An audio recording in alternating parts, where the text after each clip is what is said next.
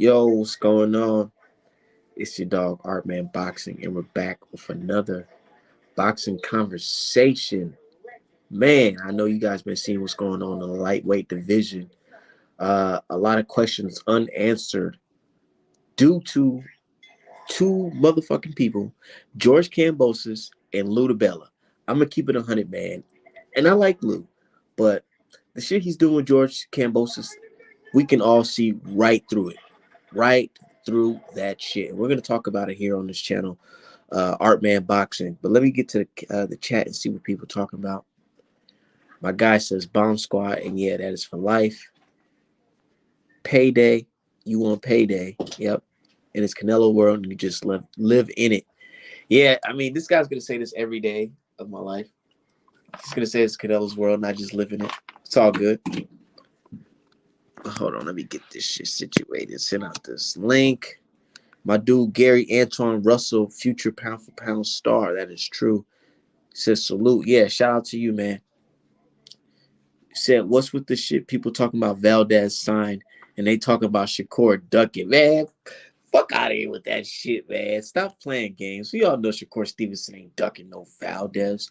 I guarantee they're just ironing things out in the contract right now so everything could be a go. They just got to save Valdez from looking like a fucking duck because he's the one that's been looking crazy out here in these streets. Don't be pointing that finger at Shakur Stevenson, and don't be pointing the finger at Devin Haney either. A lot of you motherfuckers pointing the finger at Devin Haney like he doing something wrong. Like him wanting to be undisputed is wrong.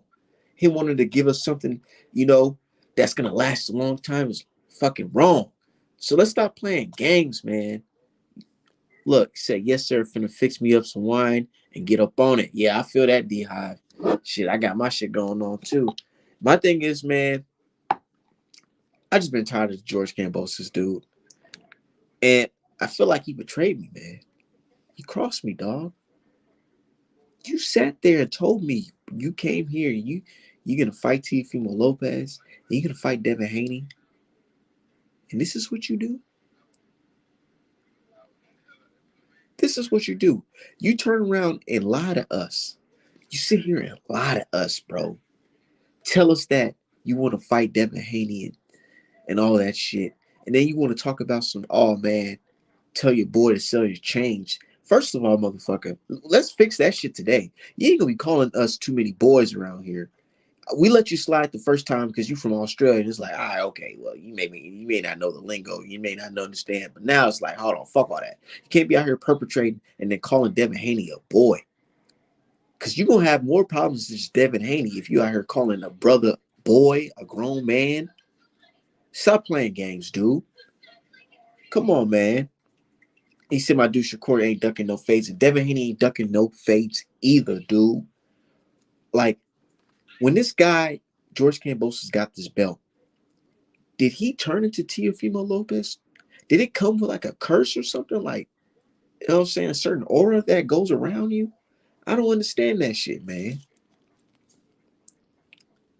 Said Kambosos said he not getting his ass beat by no black man. Shit. Sometimes, it ain't gonna be up to him.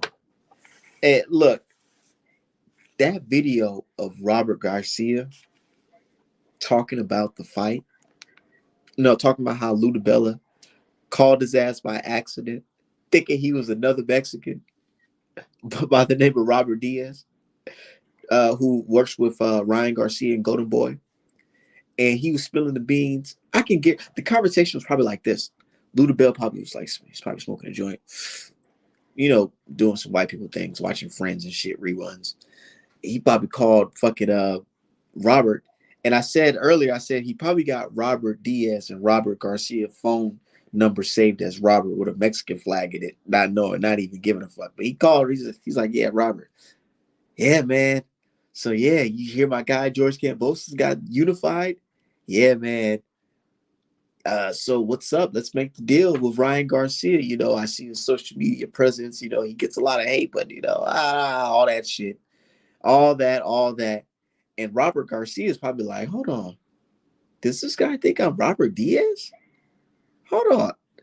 He's probably sitting there like, yeah, okay, yeah, yeah. C. He probably saying C. He probably not even saying yes. He's saying C, C, See, Lou DiBella high ass probably like, yeah, that's Rob. Fuck it, spilling the beans, telling them everything about how they gonna fight Ryan Garcia in the summer and how Ryan Garcia is fighting Togo, the fucking his fighter, and George Kambosos is trying to slip out of the contract and fight somebody else. I mean, slip out and not fight Devin Haney, and then I'm fighting Ryan Garcia in the summer. Like, man, stop playing games, dude. We see right through that bullshit, dude. Look, I can see if this was 1996. This is motherfucking 2022. We have so much access to information within seconds, within minutes, bro. Stop playing games, dude. We can literally pull up our phone right now and pull up everything. Stop playing games, dude. We have access to all this information, and you want to sit here and say, "Oh yeah, man, I'm just gonna run a fast one on these guys." Come on, bro. Everybody's not those profile less. I mean, those bots. Everybody's not bots with or creepy racist white dudes hiding behind Marvin Hagler pictures and shit. Everybody's not that guy. A lot of us are real boxing supporters with everyday jobs. Some people work, in management. Some people have master's degrees, PhDs that are boxing fans, or some dudes are just street hustlers, that know how to get and understand the lingo when somebody's trying to con them. So you can't sit here and think that we're just all stupid and you could just walk right past us and say any old bullshit and think we're just gonna let that shit fly. Hell no. Come on, bro. Like today, I posted today, I said, man, Lou DiBella, man, you've been watching boxing or you've been involved in boxing longer than I've been alive.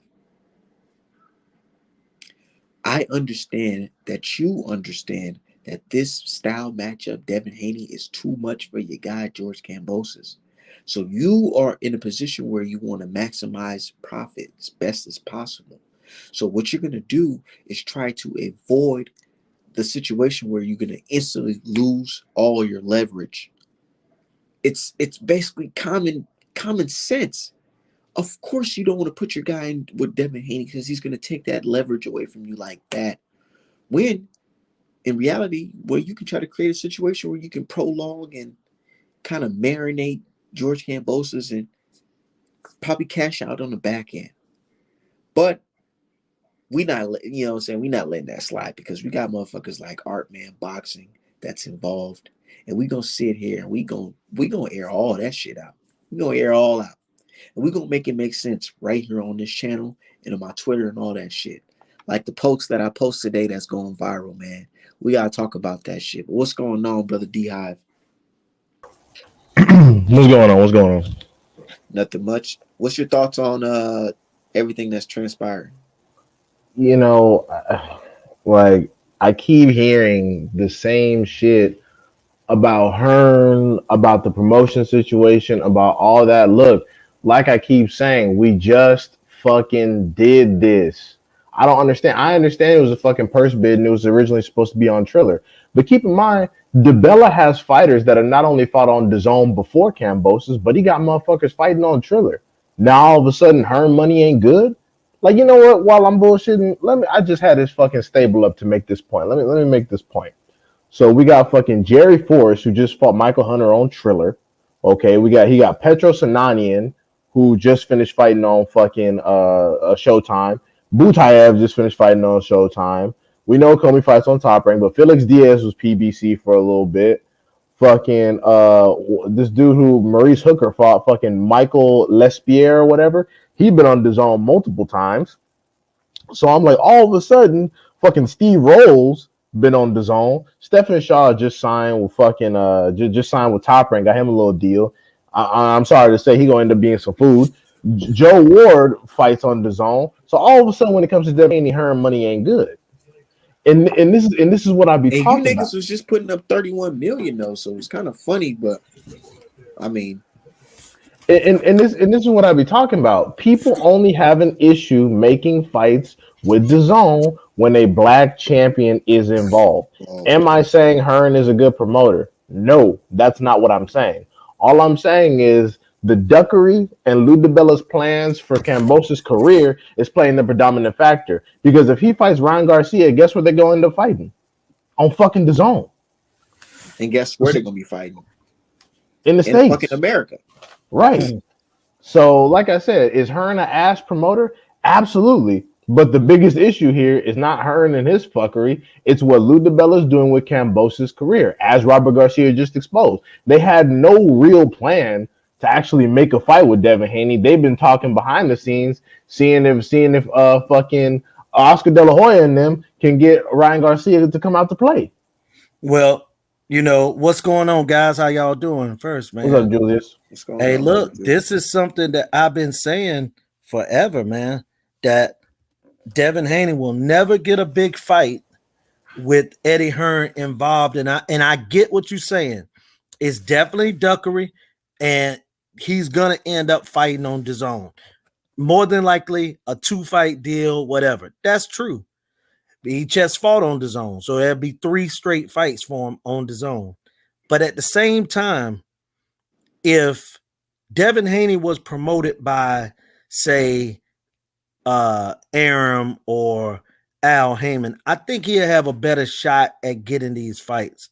When Eddie Hearn is involved with European fighters or even Canelo, he has no problem securing these average champions, which I consider Cambosis an average champion.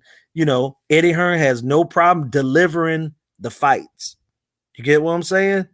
But in this case, when it comes time for Boo Boo Andre or for Devin Haney, he can't sign it. And all I'm saying is that these guys they don't want to take the fight, but in other instances, they don't mind handing over their belt to guys that are on the same level of Devin, or maybe even a little bit better. And I'm saying that because of Canelo, got experience and things like that. Devin career, he very well could be better than Canelo when it's said and done. But at this particular moment, guys will sell their titles to Canelo or sell their titles to this guy, that guy, but they won't do it to Devin. And I think that Eddie Hearn is involved. And also, I'm going to tell you this, man, who knows if he ain't working behind their back to prevent them from getting these fights. Like, just because a guy is involved with a guy career don't mean that they're going to definitely do what's best for their career. You know what I'm saying? Even sabotaging it. You know what I'm saying? Because remember, you told me he's on a fight-by-fight basis with DAZN. So he don't want to really build that guy up and then have him go to PBC or the top rank as an undisputed champion. And they have pretty much, you know what I'm saying, allow him or let him walk through and do his thing. And then all of a sudden they say, all right, we done help you get all these belts. Now go. Yeah, I can definitely understand. I can definitely understand what you're saying on that point, especially with the undisputed bit. But number one, I think if he would actually secure this fight, not only would it benefit Eddie Hearn immensely, but I think that would give people an incentive to drive traffic toward the zone, especially because Devin Haney could capitalize on the We Hate PBC crowd, because everyone talks about how superior and apt DAZN is to PBC, even though, I disagree on some of that. He can definitely capitalize on that crowd by having all the belts. He can push more people to come and fight on DAZN, which I think is beneficial to Hearn. And secondly, I think Haney's situation is kind of the same as why Hearn didn't want to sign Bud Crawford, because it's just like, who you gonna give him? Like, Bud Crawford gonna come in here, beat the shit out of somebody, and then nobody else gonna want to fight him anyway. And not to mention, you basically gonna be sacrificing your entire welterweight stable to Bud. So I think it's more along those lines. Whereas, like, what are you gonna have? Who are you gonna have him fight? Now, I agree there are some good fights like Williams Zepeda, but again, Williams Zepeda is just developing. He's a prospect. Haney's not gonna get that much credit for knocking him off this early. But again, even like, I'm not even gonna say if. When Haney finally cuts ties with Hearn and does other stuff, we're going to be in the same situation. I'm gonna make sure I get that on wax. We are going to be in the same situation. He might get some, like, people like Frank Martin to fight him that don't have any titles, and those are good fights. When it comes to the upper echelon people in any other division, we're going to be in the same exact situation, if not worse.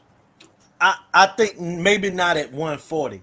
I can see guys lining up to fight Devin at 140. And if he start knocking them off and shutting them out, then yes, I can see exactly what you're saying. That guy's gonna be like, oh no, I'm not taking that fight. You know what I'm saying? I mean, people forget that it was one time nobody wanted to really fight Floyd like that. It was guys that would fight him, but I get what you're saying, other names, but bro, I'm just saying this thing looks bad on Bill Haney and it looks bad on Eddie Hearn. And I get what you're saying, even if everything you say is correct.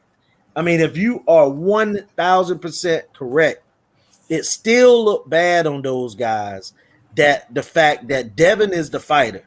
So it's their job to go out there and get these fights. And even if everybody ducks him, you know what I'm saying? They still got to take this blame.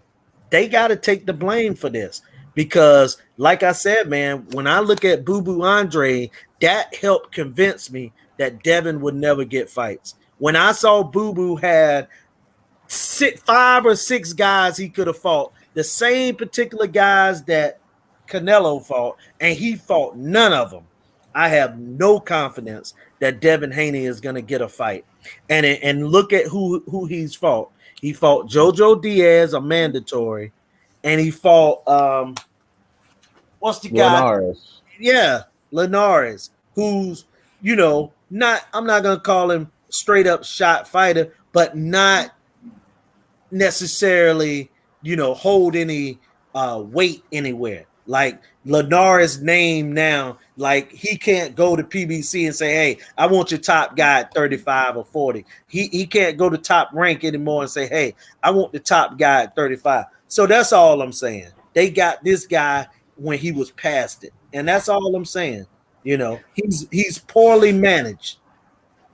No, I agree. I agree. The only part where I think that we diverge in opinion is that I think that this is more so on Cambosis and DeBella, not specifically not wanting to fight Devin. Now, one thing I will say is that you could be absolutely right about Hearn going behind their back, making sure that these fights don't happen, to give Devin Haney an incentive and maintain a false boogeyman narrative.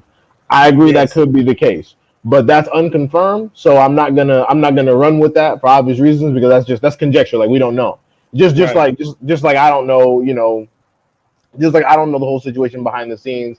But one thing I can say is, based on the amount of lying Lou DiBella's been doing, it's very obvious they do not want to fight Haney specifically. And I understand, he just got the belt.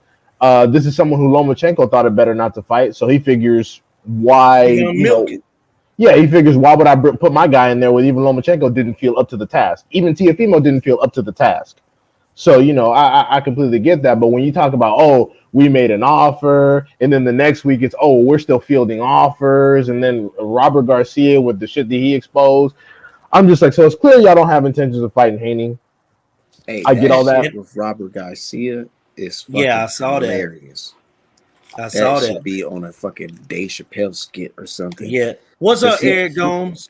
cause he just Yeah. came out saying all this bullshit just so fucking Robert Garcia just come out and just kill that shit. Yeah. And not Well, only you that, gotta it just makes him look kind of stupid if you ask well, me. well, Like, you gotta understand too, Art man. Lou DiBella, he came into this game as as everybody know, an executive with HBO. So Right. he didn't necessarily get in this game to be a promoter. And he owned a little baseball team, but if you think about it, the pandemic hit and hurt him pretty bad. So Lou DiBella is gonna do, and that's why I say that this thing is Eddie Hearn go backdooring Devin and these guys, because Eddie Hearn is pretty much the zone boxing. The zone, when they came into existence, you know what I'm saying? When they got in the boxing game, they said that Eddie Hearn, you is our guy. You gonna, give us, all our fights overseas, here in America. You're gonna be our go-to guy. And now you telling me that Lou DiBella, who worked with Eddie Hearn with Tevin Farmer when Tevin Farmer was fighting all those bums. You know what I'm saying? That now he gonna get Kambosos a 2-fight deal with Ryan Garcia as the carrot at the end, and Eddie Hearn not be involved or know about it On the zone. You on know, the brother zone, Julius, huh? I might have to put my tinfoil kufi on for that one. I might just, you know what I'm saying? Might have to take it off the dresser because that's starting to make a lot of sense. And you know, one thing I love about this sport, or not love really, but it's kind of like a blessing and a curse or whatever.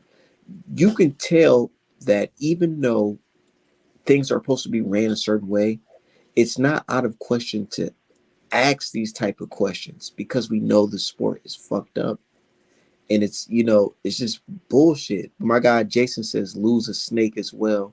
He said hundred Absolutely. tinfoil percent, kufi on. 100%. And he did a similar thing to Andrade. He did. That's why I'm not ruling it out because he just did a similar thing to Andrade when he's offering up Bivol and Triple G as Canelo sacrifices, and Andrade's name wasn't even included in the deal. So Exactly. so I'm not ruling that out, but I know where they're Speaking gonna of fight. Andre, they got this Black Excellence post from DAZN with these boxers, Andrade ain't even on and it. Andre not even on Nope. it. They fucked up. Crazy. They fucked up. And I'm and uh, shit. I was gonna say, damn, I just lost my train of thought. Go ahead, Julius. no, I was basically gonna say, man, that I really feel that Eddie Hearn is behind that deal that Lou DiBella is making, that 2-fight deal, because this is a way to get Ryan. Hopefully, they're hoping that Ryan can win, so that Ryan can get the title. You know what I'm saying? Like this, and then Ryan's gonna do the exact same thing to Devin. And this is why I have been saying the whole entire time that Devin Haney will never get a big fight over there, because where they think that they pimping the game, because I hear what Bill's saying and I understand they making this money, but in the end, they're the ones that's getting pimped. Just because a lot of times people, and you know this from being in the business world, D-High, just because a white person pays you a lot of money don't mean that you still not his slave. You know what I'm That's saying? And that's a fact. they'll pay you money and won't give you opportunities. Yeah, They'll they pay never. you money They and they'll pay you to not get the isn't opportunity. it rumored They that don't pay. Eddie They Hearn don't pay you what you're signed? worth. Isn't it Right. rumored that Eddie Hearn signed Ortiz just so he can shelf him and not put him in a position to fight Joshua? Absolutely. Luis Promoters, Ortiz. Yeah, I heard. look, I didn't know promoters. Luis Ortiz was signed to Matchroom. No, that was before. Remember, he ended up getting out of the deal. But Oh, okay. here's the thing, though. Promoters have done that in the past. They have signed fighters so that this fighter, even if he become the mandatory, they got a way of sliding him over. You know what I'm saying? Give him another guy, make him move up in weight. Things like that. And that's what's going to happen to Devin. Devin Haney is going to eventually have to move up, and he's going to have to end his pursuit of a undisputed 135-pound title. The only thing I'm gonna say about that situation is that what you brought up earlier about Devin Haney leaving the reservation, the same exact thing can happen with Ryan Garcia should he get undisputed, because we have to understand that he's with Golden Boy. Golden Boy has a contractual relationship with the zone, don't get me wrong, but they were about to have no problem letting Ryan Garcia off the reservation to get a tank fight.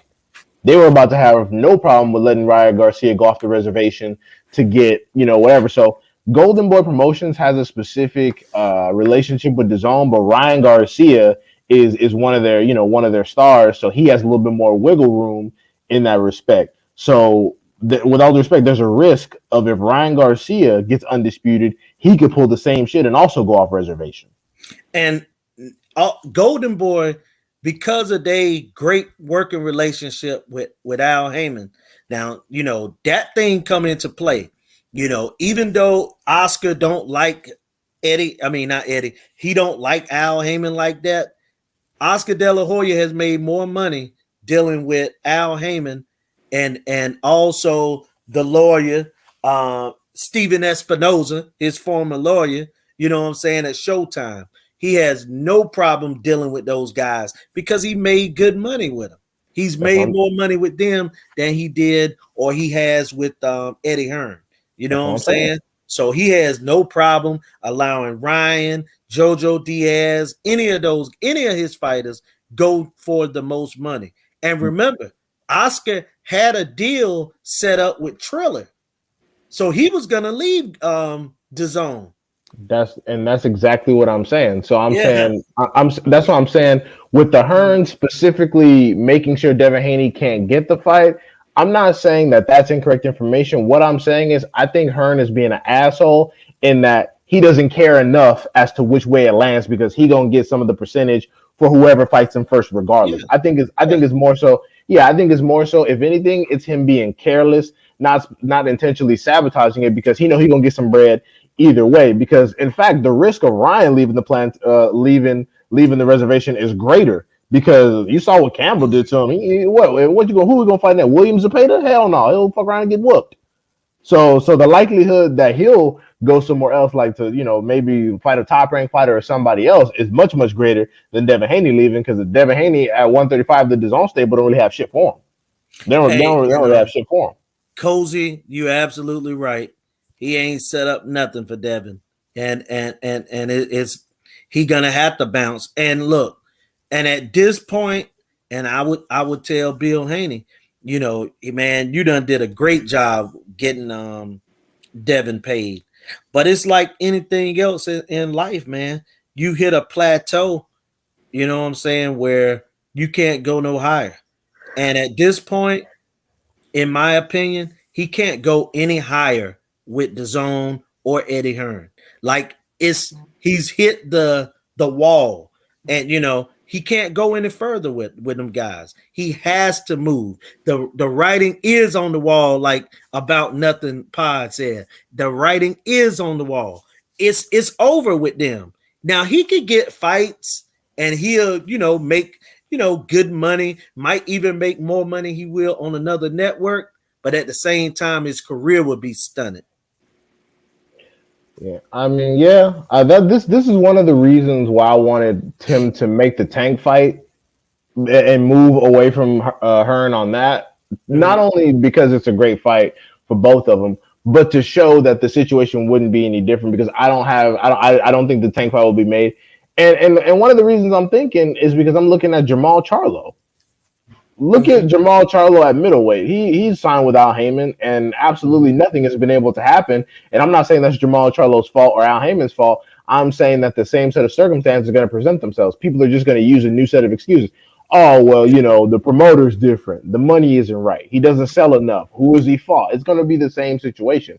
I'm not saying Devin Haney shouldn't try because, of course, repeating the same thing repeating the same thing over and over again and expecting different results is the definition of insanity.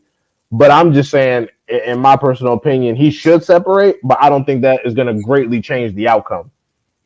And Jamal is about to start to get those fights now. So all that work at 60 and not getting those fights eventually paid off, because I can see him not only fighting Canelo, he's going to fight Benavidez at some point. He's going to fight Caleb Plant. So I see him now going to get those fights. But that's a matter of getting to the weight classes. And I think that it's strategic with Al Heyman on certain weight classes. He got 122, 140, 147, 54, and 68. He got those lined up. And he got a little bit, and his heavyweight. You know what I'm saying? He got a lot of heavyweight. So he got those 6 or 7 divisions on pretty much lockdown. I think it's strategic with him because Al wanted Jamal to move up so he can make different matchups. Because if the PBC, even since the time they came into existence, they really don't want to work with other promoters like that. They'll do it, but they don't want to. He want interchangeable, quick matchups where it ain't a whole lot of drawn out negotiations. He can make phone calls and get the fights made.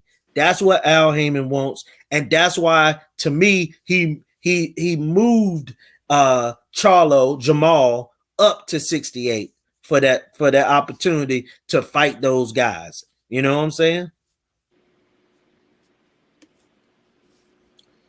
You know, speaking of Charlo, you know what somebody just said on Facebook? They Okay. said Caleb Smith is a better boxer than Jamal Charlo. They Yeah. basing that on what? Somebody said, he said Charlo takes a lot of punches, too many punches. He said Caleb is a better boxer than Charlo, technically Mm-hmm. speaking. Well, it's funny he Okay, say that's that oh because I yeah. What? saw Caleb Smith ball up and take punches for what I'm saying, the entire Canelo fight and never even tried to win. That's the part that I look at. He didn't even try to win. My thing is, I'm like, you could say all that, but let's say in some magical universe, Jamal Charlo moves up. When he want Caleb Smith ass, I don't want to hear no excuses. Don't hit me with the who is he fought or what has he done? He They hasn't gonna put hit in you that with the, much work. well, we did see him lose to John Ryder already in Canelo. Yeah, exactly. So when you can talk all the shit you want about Charlo, fucking Tank, Haney, whatever. When it's time for them to fight somebody you like, I don't want to hear no shit then. Exactly. You see, I don't know if y'all seen the Valdez post about Valdez saying that Shakur Stevenson, he's waiting on him. Notice that all the people that talk shit about, or well, silent, that's on Valdez side, they're now speaking, saying, "Oh yeah, Shakur's ducking, Shakur's ducking." And I'm like, wow, you guys are Yeah. just in hush mode now. Y'all saying Shakur's ducking.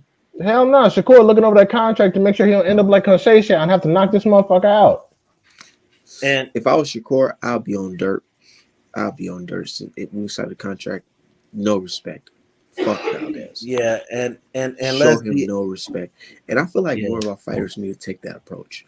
I be Because skinning my gloves look like a what you gotta, motherfucker. man, look, I'm gonna keep it 100. If I was a fighter and I had to do all this shit to get people in the ring with me, oh, once you sign the contract, man, I want to put it on you. I want to make sure that you feel every day that I had to wait to get this opportunity. I'll be cheating. I'll be skinning my gloves to make sure I get a knockout. And drip, you absolutely right. You absolutely right. I bet it because they want to stall, make up a bunch of excuses, and make it seem like Shakur didn't sign anything. Kind of like I think Lou DiBella's doing. They want to stall, wait for the WBO mandate, let this shit go to purse bid so they can fight who they wanted to fight this entire time. I mean, and that and Lou DiBella, actually, I have to blame him as well because Lou DiBella could just come right out and say, "Hey, we're gonna fight whoever we want to fight." You know what I'm Right. saying? I would Like, let's appreciate be that a lot honest about more. that. I mean, because I already knew, like, there's people that knew that once Cambosis won that fight, that the Devin Haney, that situation was dead. It was dead in the water. Like, I could have seen Lopez fight Devin before I had seen Cambosis. Nah, he wouldn't have done it either. T.O. would have fought him before. I just think that T.O. would fight these guys, even to the point of him going over there to the zone to fight. He was fighting for money. Like, T.O. had so much going on, man, in my opinion, that we didn't know in his personal life as far as finances and stuff like that. That I think, and that happens a lot with boxers. Boxers will take fights where they were ducking people forever because they need the money. Nah, I don't think Devin Tiafimo would Haney, have. I mean, Teal's stupid though. If you needed the money, nigga, you should have been talking about making that Devin Haney fight. Well, he got paid good money for the Cambosis fight too, though. Right. And I don't think that Tiafimo would have fought him either because even after the Lomachenko fight, Bob Arum was still able to use Devin Haney as a threat to get Tiafimo back on code. The moment Tiafimo started acting greasy, he's like, okay, well then your next opponent gonna be Devin Haney. Oh, okay. And then he got back on message. I was like, okay, all right. Yeah, Devin's not getting the fight. I agree, man. Said he lost money in the battle to get the fight. Teofimo Lopez, man, I don't even want to hear about that guy right now. I don't even want to hear about Lomachenko. I don't even want to hear about none of that shit. I tell him, I've been telling fans, If you're not talking about an undisputed fight at 135, then what the hell are you even talking about? Right. Yeah, And then you ain't talking about boxing. some characters got upset with me because I'm like, man, y'all kind of pandering at this point because y'all Well, they talking everything but a undisputed match, and I don't like that shit. It's like Lomachenko don't deserve no fucking unification match more than an undefeated champion. And my Come on, thing bro. is, and my thing is too. I understand where people are coming from, but the public is applying the pressure to Devin Haney and his dad. That's giving Cambosis and Lou DiBella a cover to be like, see, look at them. They're just with the wrong people. They're making the wrong business moves. We're not lying our asses off. And another thing I want to say is that before Devin Haney even became a champion, the fix was in on his career. They were Mhm. the WBC, all the other people were going to make sure that he wasn't in position to actually have the leverage that he needs. Like Julius said in the beginning, people avoided Floyd until he got the fights that he needed and he became the money man to where it was like, shit, if I don't go see Floyd, then what am I even in this boxing shit for? They don't want Devin Haney to get to that position at Boy, this point. They really look, don't want to. and that's what I was saying about my post today that went viral. That's at 323 likes and motherfucking 95 retweets. I said, or viral in the boxing community. I said, imagine Floyd being denied the opportunity to make history due to fans saying he's not worthy and not the A side against Diego. Hmm. Today, Devin Haney is being denied his opportunity to make history. As a real boxing fan, we can't allow history to be stolen from Devin. And what I mean by that is basically what D Hive saying.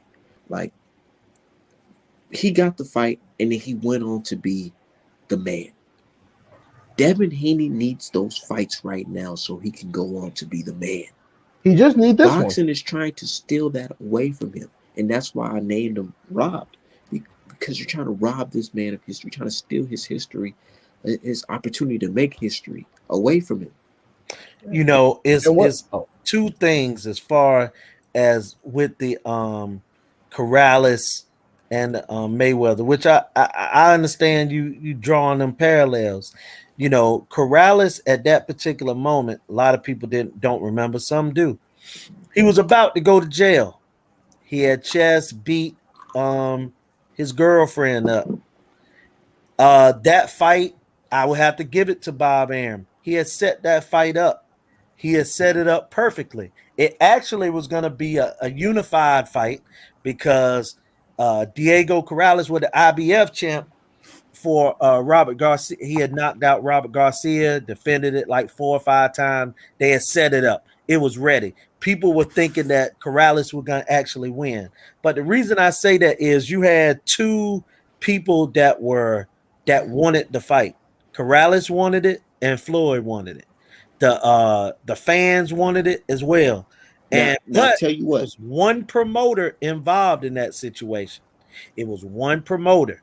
And yeah, and Corrales did have you know, Mayweather had James Prince and everything, but what I'm saying is this. I do think that Ludabella being involved, matters because if Cambosis and Devin had the same promotional team, the fight may very well happen. But now man, Julius, nobody's gonna do anybody any favors. Trust me. Mm-hmm. imagine this, Julius. Imagine, like you say, people thought Diego Corrales was going to win that fight, right? Mm-hmm. Imagine if fans said, you know what?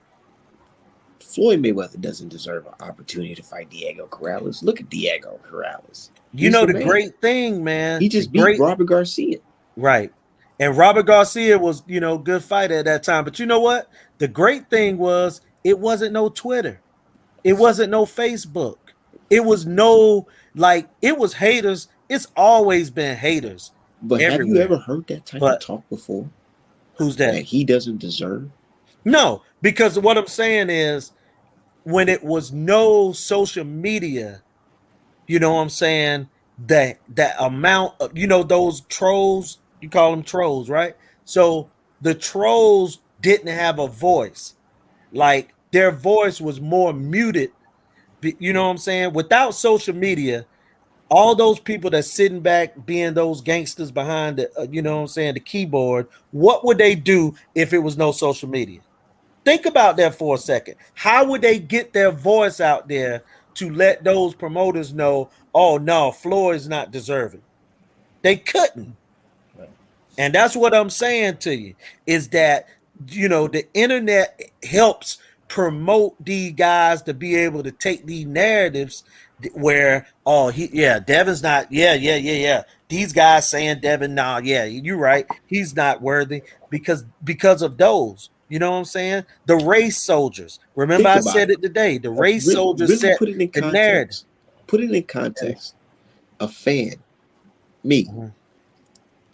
had to create a post to show examples of just, whatever, pleading for Devin Haney's case. And the fighter Devin Right. Haney No, has to about retweet it. nobody passed. And he retweets it And something. because Oh, he's getting God. screwed over. What type of world do we live in? What is this? And something I want to put out there.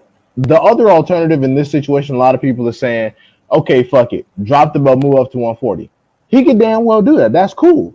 But my thing is, before he was even a champion, like I said, they were putting the fixes in on his career. That Mhm. belt is one of the only things in boxing right now that give people an incentive to fight him. If he The goes and drops, leverage. right. Well, not. Mhm. It's not even leverage. It's not even about leverage financially, Jules. It's just about why would I fight Devin? Who is Right, gonna fight? Who is gonna fight Devin Haney for fucking nothing in return? right. You see what I'm saying? So if he returns himself back to contender status without having at least maybe a title shot within two other fights, I'm gonna tell you right now, it's gonna be basically fucking Andre without the belt. And I don't care what promoter he signed to. He's gonna be like what Jerron Ennis is. But except he's going to be like 23, 24, 25, 26, going through the same shit. Who is he fought? What has he done? Why are we here? He has no fucking belt. He needs to be the champion. La da da da da. And I'm telling you, it don't matter who he is signed to. And they Well, could say he's pillow fisted, all that yeah. bullshit. I Yup. You see that Like clip look, I like posted look at what today? they're doing. You Yeah, see like the look at what clip they're I doing to posted today? Barboza. Yeah. The clip I With posted Linares. today with Linares. I said, damn, they say he don't got no power, but Linares show is clinching after he getting hit with them body shots. Oh, no doubt. I mean, Exactly. And it's Dripper is it's like absolutely right in the it's like comments. somebody said that Clarissa Shields didn't have any power. And I'm not gonna say who, but when I looked at her fight, she was beating that girl up to the body. I mean, she was beating her up. Uh, And that's why I even say about Pernell Whitaker, his career too. He didn't have a lot of knockouts, but he beat guys up, man. And let me say something too, man. A person can make you retarded without being a knockout puncher. Knockouts are Like healthier for literally. your brain over time. Yeah, like literally. They can beat you into retardation. Yeah, knockouts So knockouts are come on, man. knockouts are actually much healthier for your brain because the punishment stops. If you were to Right. get knocked out in the first round in every fight, that's healthier for you than going 12 and getting your ass whooped. yeah, Right. because they said it's like a accumulation of punches is Yes. actually what give people Yes. CTE. You know, It's you it's yeah, constant. That's why people praise the UFC for being so healthy because usually the fight stops after you get dropped once, and with the four right. ounce gloves, you just go unconscious and the fight's over. Yep. Whereas with big ass gloves, if your head is being repeatedly pounded for 12 rounds Mhm. consistently, like for example, dudes like Terrell Gachet, he got like 22 fights and only 11 knockouts, but that doesn't mean that he hits soft. So he's a lot of those people he's whooping their ass for 12 whole rounds. And you know what's fucked Right. up though in this boxing shit? You can be accumulating blows to the head in sparring and get into a fight, your whatever fight, and that be the fight that fuck you up Absolutely. Mm-hmm. I've after seen it taking all that happen to shit in guys. sparring. Rest in peace, Lavanda Johnson. I can remember Lavanda Johnson. He died in the Jesus Chavez fight. He was a champion at the moment, but it was a couple fights before that. He had fought this guy Gonzalez, I believe, Alejandro. Um, they landed. I mean, man, one of those fights like Roman Gonzalez fights, over 1,000 shots, and you know what I'm saying, just a whole lot. Except these guys were violent punches. You know what I'm saying? And Levander got stopped in that fight. But let me tell you about the crazy thing. And he was under Lou DiBella. Now that's two fighters that have been killed under Lou DiBella.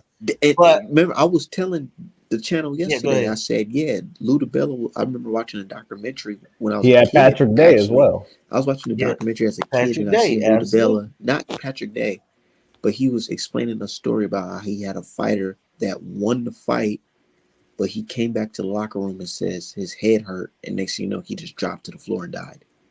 Hey, Right. I also Lou DiBella had that heavyweight that that almost got killed in New York. The reason that they changed all Oh, that them was his yeah, fighter, the and one that yeah, the one that and sued. absolute. And I'm gonna name this other guy, a trainer, Buddy McGirt. Buddy McGirt has been with guys that got brain bleeds, and that he was training the Russian guy that got injured like that I'm The one talking about. that got killed Buddy by McGirt.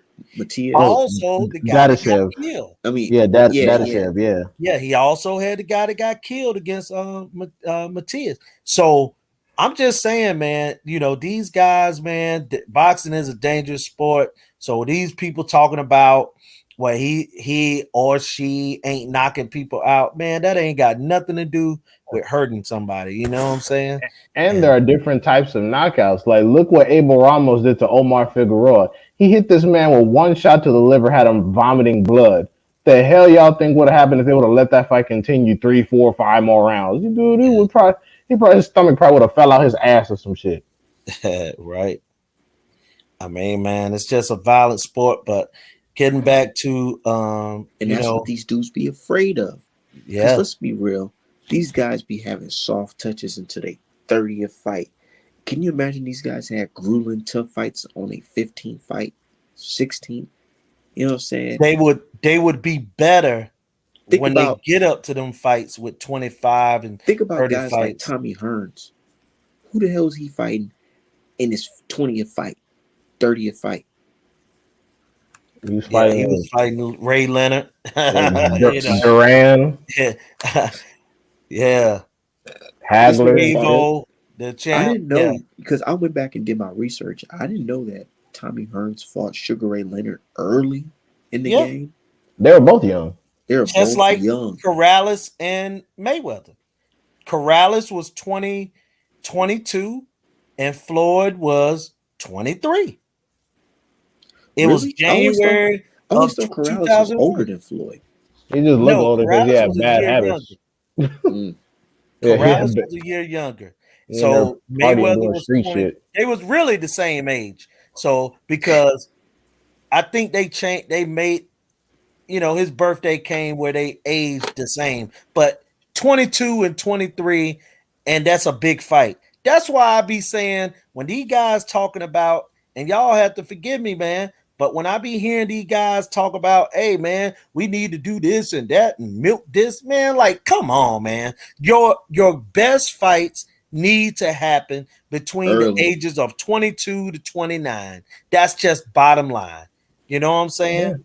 because look at Anything else, These niggas or having full fights at 37. I want to see these yeah, niggas fight at motherfucking at 26, 25. because right, look at Gvozdyk. He waited till he was like 31, 32 to fuck around and fight better beef, and he got stirred up, had to retire. He was like, shit, my head hurt, and then quit. right. Say, man, it just is. But getting back though to the thing we was talking about you know Devin and everything. Wait, The you only think they thing might that fuck I around and can try to say, throw bro, a mandatory on Devin?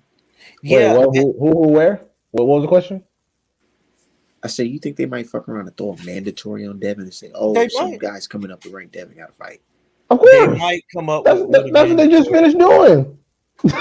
They they just might do finished doing another one. that. They They they might tried do to another one. they tried to do that with a bunch of different people. They just didn't expect them all to be so bitch. That's what happened. They tried with Ryan Garcia. They tried with Fortuna. They tried with fucking JoJo Diaz, and he's the only one that wanted the smoke because Ryan pulled out. They thought Ryan Garcia was going to be the one. Oh, Ryan Garcia going to get him out of there. He going to style on him. He already beat him 3 out of 6 times in the amateurs. Oh, this shit is over with. And then, surprise, his biggest opponent is crippling fucking anxiety. So they tried, but I don't know who else they got. Like what? Williams Zepeda? Bring it. Bring his ass. That's about it. I mean, Hey, woohoo. you know what I was thinking? El Rayo? Let's do it. You know what I'm thinking? I was thinking about the Andre situation for some reason. The Andre and Jenna back.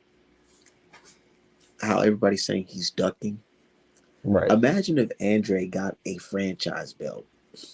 Oh, oh, And it put Jenna back in a position where he's the champion, but Andre's the super duper champion. oh my God. The I niggas. wonder what people would say then.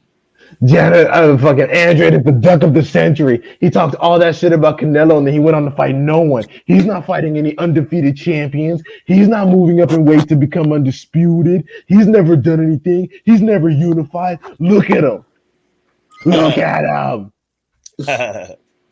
Right. They were saying Andre was ducking fucking Benavidez from 160 before Janabek even came into the picture. Now he ducking both of these niggas. Like, make it make some sense. It's just crazy, man. It's like, dude, I always bring it up, Julius. It's like, see how Floyd, at least he got his Diego Corrales situation. He got his. But Devin you know Haney, the crazy Devin thing? Haney not even getting none. But Nothing. but I gotta show you something though. Even after he got that one win against Corrales, his next fight was against Angel Man Freddy that had just beat Arturo Gatti. So he fought him at his apex. Hey, I seen the See what I'm whole. saying? I did my Googles on that. I seen the build up for that fight. Bob Arum and Top Rank are shady. Because it was on some like, if you lose, nigga, your contract is over with us in our company. The Mayweather Corrales fight, they fought He was supposed to lose an exclusive HBO contract. The winner got a big deal, like a 5-fight, $3 million a fight, something like that. It was something. At that time, it was considered a big deal. Now, once Floyd got that deal, he called it a slave contract. Boxing is so fucked up, man. I swear, sometimes I wish I was born, or I was born back then, but sometimes I wish I was a man back then.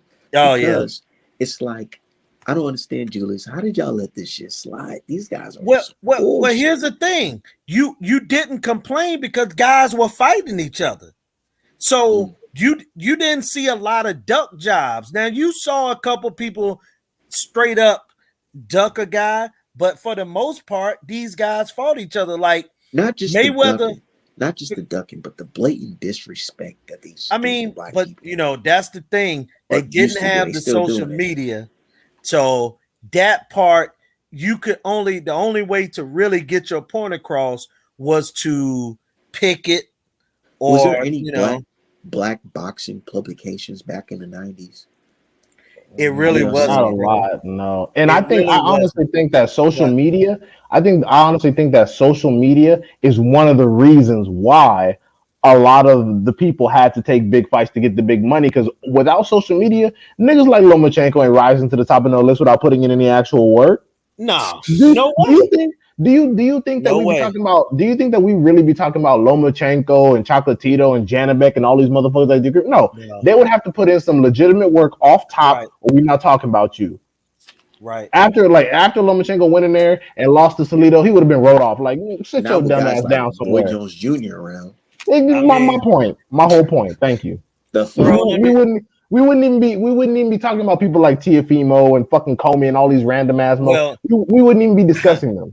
Well, we definitely wouldn't have been talking about any of them, including Devin or none of them, if they had been there. And listen, let me say this: just because a guy fought back in the day, don't mean he would beat a fighter today. Okay. Let me start off by saying there's a couple fighters I've seen from back in the day that I know damn sure wouldn't be fighters today. But I know for a fact that if you brought the 130 and 35 pound Floyd Mayweather, Diego Corrales, Joe Casamayor, and Acelino Freitas to today, you got a whole new set of world champions. You picked all the murderers, of course. Well, that's what I'm talking about. Hold on, Huh? Julius. Devin Haney versus Angel Man Freddy. Who the hell you Oh got? yeah. Devin would beat Well, it'll Angel probably be in a. him. He Yeah. would beat Devin Angel versus in a Gotti. good fight. Oh shit. In a good fight. It Prime would be a Gotti. real Prime competitive fight. Gotti. I I don't know say about all Devin on the that. cards. If he could fucking survive. Bro, let me tell you this. Angel Man Freddy could fight. The only true he lost 3 times in world title fights, but he lost to 3. 2 of them was a super champion, and 1 was a real good champion that was below, under the radar. He lost to Stevie Johnston at 135, a slick southpaw, black southpaw that could fight. He was little. Then he lost to Diego Corrales, and then he lost to Floyd. But let me say something. Diego Corrales might have knocked him down 7 times before he finished him. But bro, think about that. A 6'1" junior lightweight that can punch like a welterweight. And that could take a punch. And we saw him take a beating. Now he could take a beating all night long. And you ain't gonna be able And to people was take picking his. him to beat Floyd off top, huh? I mean, because Floyd he was was supposed a to bad lose. guy, man. He was Diego Corrales, to me, is the second best fighter at 130 and 35 outside of Floyd Mayweather. Jose Diego Luis Corrales versus Castillo. Lomachenko. Who you got? Oh, I'm bro. gonna tell you Jump on what would happen. Lomachenko ass. Lomachenko would have some real good moments where people would be going crazy because Corrales would take punches, but Corrales would have knocked them out with a left hook on the inside. He was the best Or body shot. inside fighting big guy in boxing at Or the that body time shots. and this time. He was Okay. 6 foot and could fight on the Next inside one. at that Who you weight got? class. Buddy McGirt versus Terrence Crawford at 140. Terrence Crawford. Oh, Terrence Bud will beat the shit out of Buddy 40 McGirt, bro. or Come 47. on now. Buddy McGirt could fight, but Fucking Bud would have beat him. McGirt versus Terminator. Okay, like it's just like what Julius said. Okay, Buddy if we bring McGirt back versus Floyd from Boots. 135, Corrales would have stopped Mikey Garcia in a violent fight, but Mikey would have got on his bicycle. He would. Hey, look, Corrales beat and knocked out Robert Garcia, and he would have knocked out Mikey Garcia. Corrales and I'm versus asking Tank. Cried. I see Cried. Corrals versus Tank at 130. Who? I take Tank on that. Tank and who? Corrals. I take Tank. Yeah. 3rd round knockout for Diego Corrales. Oh, you think Corrales will stop him? Bad matchup. Because even at Tank Apex, Tank could hit him with all his stuff. Corrales would have maybe failed once, but he would have walked through him. And if Cruz gave Tank heck, can you believe, man, Diego Corrales was a different animal at 130 and 35. But we talking about a healthy Tank. We ain't talking about a one hand. You got to be a violent fighter. And that's why I think that Tank would take him. I think Tank would take him specifically because of the Cruz fight. Because you saw Tank was at a disadvantage when he's punching down. Corrales would be at that exact same disadvantage. And I understand he has a quality left. I understand that he has a quality left hook, but that's Tank's strong side, which means that his guard is most likely going to be. He also had this guy a heavy right hand up. too. Like he I'll put it to you like this: Barrios. He was taller than Barrios. Okay. And you talking about 30 and 35. Now, Corrales fought only one time above 135. So we talking about him as a junior lightweight. So we would have to go 30 or 35. And I don't see, and maybe I'm wrong, but I couldn't see Tank going past 3 rounds. Like, I'm being honest, I'm trying to see the scenario where he would take it past. I see Tank getting past his jab, getting in the inside and ripping him up to the body. Yeah. And I see him doing that too. And that would be the end of the fight. The fucking solar plex. Hey, go back and see from Diego Corrales, man. Regis versus Bud. I got Bud. Seriously. Okay, we can agree Yeah, go back and see Diego Corrales. I don't That think my dude it would last Tyree, he past 3 says pounds. respectfully, I disagree. Javante will move in and out with Corrales. If Tank would have fought him at 130, Tank beats him. Seeing going better for Corrales at 135. And also, Corrales doesn't have significant enough hand speed to really be able to land the shots on Tank that's necessary. You That's know, what I'm I saying. thought Like, that too, you don't right? think Tank could slip a jab and Do get you in do the y'all inside think on Corrales? do y'all think that Tank is slicker than Casamayor? Yes. You think so?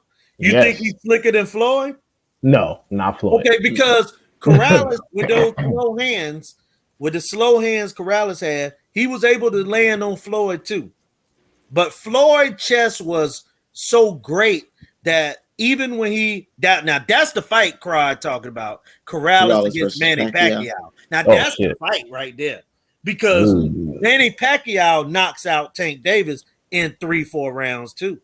Like those guys were just a different animal. And I'm gonna tell you why I know that Pacquiao would have ran through Tank too. Pacquiao is, up until 2 years ago, was still doing it. You a special fighter, bro. If you can do this thing in your 40s, you special, man. You special. Manny Pacquiao at 24, 25 years old. Yeah, are you on something special? Oh, he might answer. Hey, there you go. Hey, he was on that juice, so there you go. But Hey, if look, Marquez you could go. get over on Pacquiao with one shot, that's something that Pacquiao got to be very careful of. Dude, I understand he was older, but I said still. this, man. I don't give a fuck. Errol Spence Jr. beats Manny Pacquiao. That's in his prime. What you think? Who's that? Errol Spence versus Manny Pacquiao. At 147. 147. Like prime, but you said prime Pacquiao, right? Okay, the Pacquiao that fought Tim Bradley. Was that at 47? Yeah, I think Earl could have, because we talked about Earl at his absolute best. Earl, the Earl that fought Mikey Garcia. Because Earl got a jab. Earl got a jab. So and those body shots to back him up and slow him down. Yeah, that jab and the body shots. I like these realistic, old school matchups. Some people just be like, "Oh, Usyk versus motherfucking Holyfield." I'm like, yeah, boy, I take you, man. Holyfield bomb his dumbass. Man, Holyfield would do a lot of these heavyweights dirty. I'm like Holyfield with hair would demolish a lot of people. You're talking about the man. He had one of the last 15 round fights. Yeah. And you talking about Usyk versus, and this nigga Usyk getting gassed against Joshua in the fucking 11th round, 10th round. Yeah. And Chisora getting thrown around the ring like a bitch. Dude, he just lucky. AJ, I don't give a fuck. Everybody be like, AJ just a better boxer than Wilder. AJ don't know how to fucking box either. I'm gonna keep it 100. Right. This motherfucker fights like a damn robot, bro. Right. He's a refrigerator with legs. How to box. Right. You see how one punch from Joshua had fucking Usyk head rocking. And he even admitted, he said, I was fucked up. But Joshua just don't know how to box. He couldn't capitalize off of it. Right. Like I said, the Holyfield with hair would do 99% of this current field dirty. Dirty. Hey, let me say something to Da Dripper. The reason why I can't just say that Tank would have stopped Pacquiao because Pac-Man had got stopped 3 times is the difference in what we're talking about. Number one, fighters of Manny Pacquiao gonna throw 5-10 punches. He ain't just gonna pop definitely. And also this right here too, man. The mindset was different. Like this is where I think social media back is a hurt fighters. Is that when guys lose a fight now, it's like it's devastating. It's like it's the worst thing ever. But I can remember watching fighters of old. They might have had 10 fights and they would listen, bro.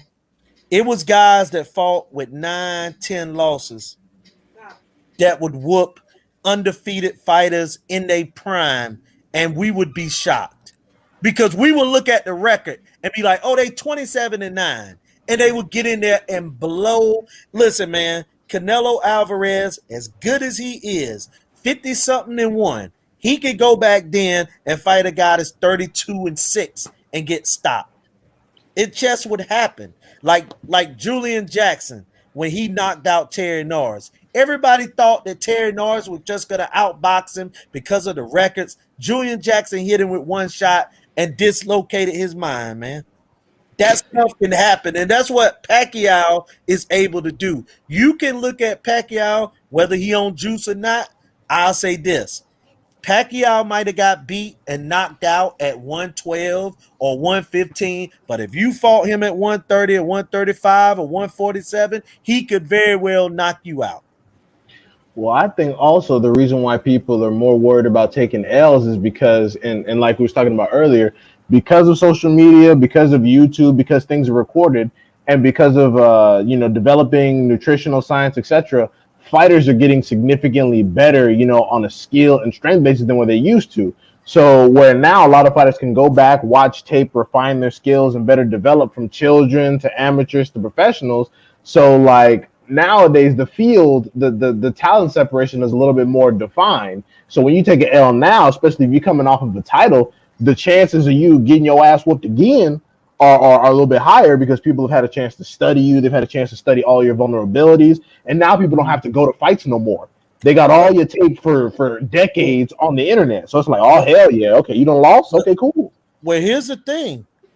Like everybody knows, like Corrales, Keith Thurman don't Manny like it to the Pacquiao, body. those guys lost during the time, and especially Manny Pacquiao.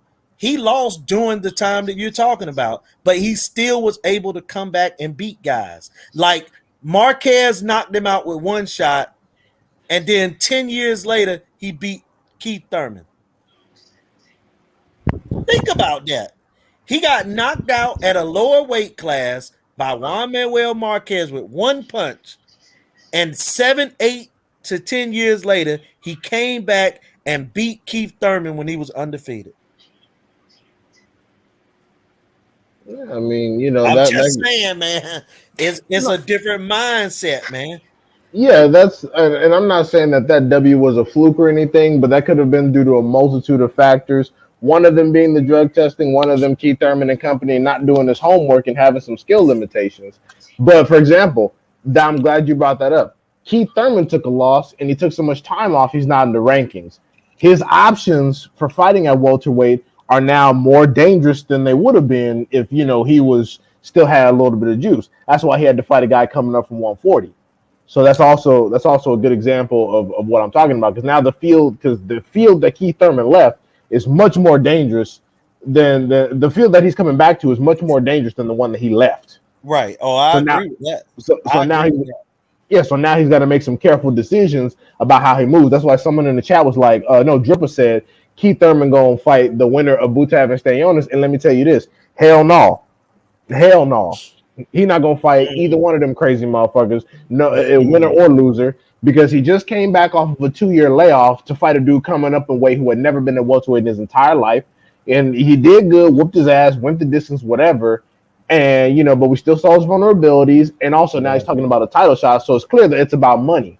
It's about, and that's why I said earlier, man, that guys will fight people that they normally wouldn't have fought because they need the money. And I'm not saying that Keith Thurman broke, but what I am saying is that Keith Thurman is not trying to miss no more paydays. So he'll fight Earl or Bud to get that big payday because, hey, look, man, that guy now is pretty much like a hired gun. He only going to take, big fights now. No, Cozarito, he's not going to fight Ivan. What you think about Keith Thurman, Julius, last night or the other night? I thought that Keith Thurman looked pretty good, but that it was still worrisome because he got hit with that body shot and almost folded again. Like, that lets me know that him fighting Boots Ennis, Earl Spence, and Bud Crawford is going to end up one way, because one thing D-Hive said that's correct is the field is better than what he left. And the guy been inactive so long, man. And the Keith Thurman about 5 years ago would have stopped Barrios in about 4 or 5 rounds, but now he ain't the same. Man, I honestly feel like you would have got stopped with the gloves with that knockout shit, because Keith Thurman let's be real. If he was wearing 8-ounce gloves, he could have knocked that man out. Am I lying? Yeah, but I think that he should have still got him out there with the 10 rounds gloves on. Keith Thurman to me, man. I Okay, was with everything considered, seeing yeah. that he came off a 2-year layoff and injury and all that, Uh-huh. I would say that's a good performance. It's a B minus or a solid B. I ain't gonna say it's a B minus. A solid B performance. If you would have stopped him in the 5th round, that would have been an A. But with everything considered, I rated a B. I feel like Keith Thurman is pretty good, but I don't know if he's gonna be able to beat like Errol Spence or Bud Crawford and all that. I ain't saying all that, but I feel like he can still beat some of these dudes coming up. He can fuck around and still beat Virgil Ortiz. Yeah, well, that Virgil Ortiz thing is another situation. I don't even know how good he is because to me he hasn't fought anybody. Yeah, So yeah, Keith Thurman would definitely be the favorite if they fought to me. Yeah, he taking a step back and fighting fucking McKinson with 2 goddamn knockouts. But no, he not gonna fight Avanesian, not enough bread. He not gonna fight Butev, and he Yeah. not gonna fight Stanionis. Stanionis is dangerous as hell for not even close to enough bread. Okay. Yeah. Shit, and in fact, honestly, I'm gonna keep it 100. I might favor Stanionis in that shit.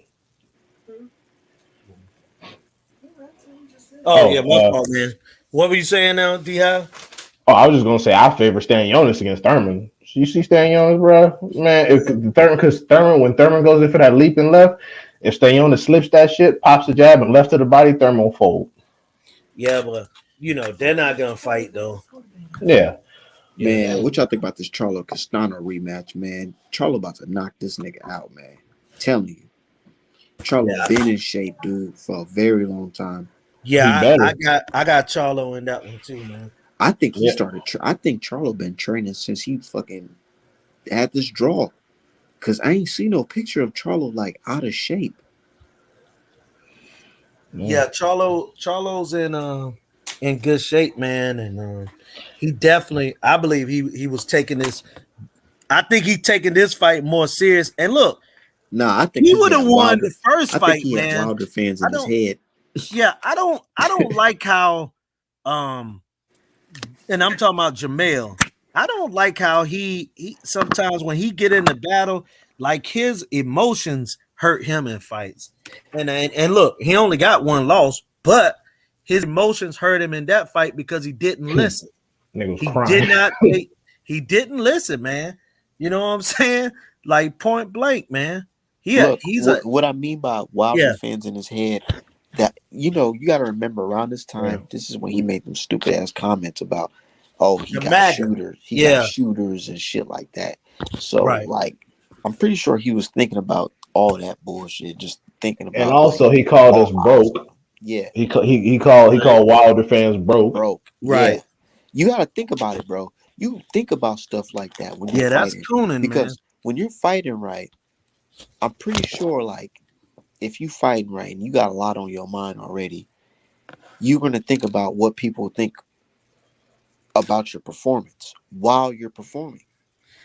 And Art, man, I know I'm gonna take us a little, a sidebar because he is from Houston, and I got disappointed by them MAGA comments that Charlo made, and also I never heard the MAGA comments. I'm just saying, just the broke. Your fans is broke. Oh, when skills pay the bills, all that we bullshit. know Wilder is the number one black fan base in boxing. You know what I'm saying? So it won't like he was talking about white or Mexican fans. He was talking about black fans, which happen to be his fans.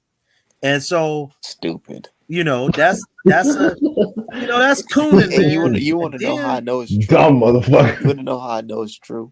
Because I have a customer who bought a shirt of Charlo and Wilder together. Mm-hmm. Yeah, together. And I think, go ahead. And look, man, and so I gotta bring that up to talk about the cooning that and this guy's in the music game, but he also in the boxing game. Oh, Jay Prince. So it's fair. Jay Prince. Hey man, that was cooning, man. And look, Shit. I gotta call this guy out. I gotta call him out some more. Who's cooning? What you talking about, Julius? James Oh, Prince, Jay man. Prince He's a was coon, cooning like a man. motherfucker. Oh Cooning, man. man, He And over there look, sucking Joe Rogan dick. and look, here's the thing. I ain't hear no, I ain't hear this. Well, I'm about to shoot this at you. I'm gonna let you know. I respect Jay Prince. Yeah, I'm about to say something. He's a coon, man. I've always he's a coon, man. If he was up here, I would have to call him out on his cooning level. Okay. I mean, he was a coon, bro. Okay, I gotta know because that's all right. I'm about to tell it, but first, let me say this: James Prince be telling black folks, preferably rappers, that when they come to Houston, they gotta call him before they come to town if they want to do certain things, right? They gotta check in. They gotta check in, right? How many white boys checked in? I'm just wondering. I just want to wonder. I want to ask this one little question. If Eminem more than likely had done concerts in Houston, right? I'm pretty sure he have. How many times did Eminem have to check in? Never. Okay, but the black guys got to check in. All right, that's always been some stupid shit, man. I ain't gonna lie. That's coon talk. It's just goofballs beefing over. It's just goofballs beefing over turf. Like I said, we're the only people who do that over zip codes. We don't own, man. Yeah, over zip codes we don't even own. You know, I always heard the saying though. Oh, why you want niggas to check in if you don't own property over there? Well, Jay Prince ain't one of them niggas that don't own property over there, nigga. He's a nigga that owns some shit over there. But he don't own the city of Houston. But yeah, like if I'm coming to your house or I'm coming to your neighborhood, sure. But if I'm just coming to fucking Texas, we gotta put things in context. Honestly, believe that. Okay, yes, even though things are not supposed to be like this, where street niggas orchestrating this type of goofy ass shit, the shit is still there. So the fact that we do have somebody in the community that can speak the language and get some brothers by without getting them murked by these dumbass niggas. Why necessary. White boys don't I would say like a Bumpy Johnson too. Because Bumpy Johnson, yeah, he was a street dude, but he had clout enough to have protection for certain dudes. Like he even wanted to protect Malcolm X. Right. You know what I'm saying? But Bumpy Johnson went at those white guys. Like he would do something to them white boys just as fast as he would brothers. I mean, you know, correct? James Prince, I've seen him. People bragged about when him and his guys were not James Prince, but his guys went in Mayweather gym and beat up Leonard Ellaby, hit him with baseball bats and all that good stuff. But I just asked the question, how many white guys did he do that to in boxing? Like these black folks, man, and the same thing I said about Bill Haney. He was quick to want to do damage and violence to the black guy, but yet this white man ain't giving him no fights. And I haven't one time heard him say, you know what? I'm gonna, Eddie got to check in because he ain't doing right. He got to check in. He got to do something. He ain't none of them. They don't do anything. They don't make these white boys check in, and they got all these rules for their own people. But the white boys is silence. It's just like a guy, man. I was talking to a dude tonight.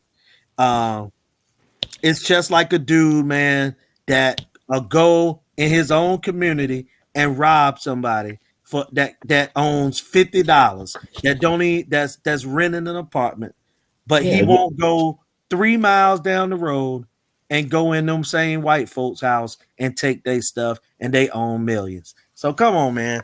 I ain't running it, bro. It's just like how Tank and Company don't seem to want to break any bread with any black fighters. I get what you're saying. You make a valid point. I'm not saying that you're wrong here.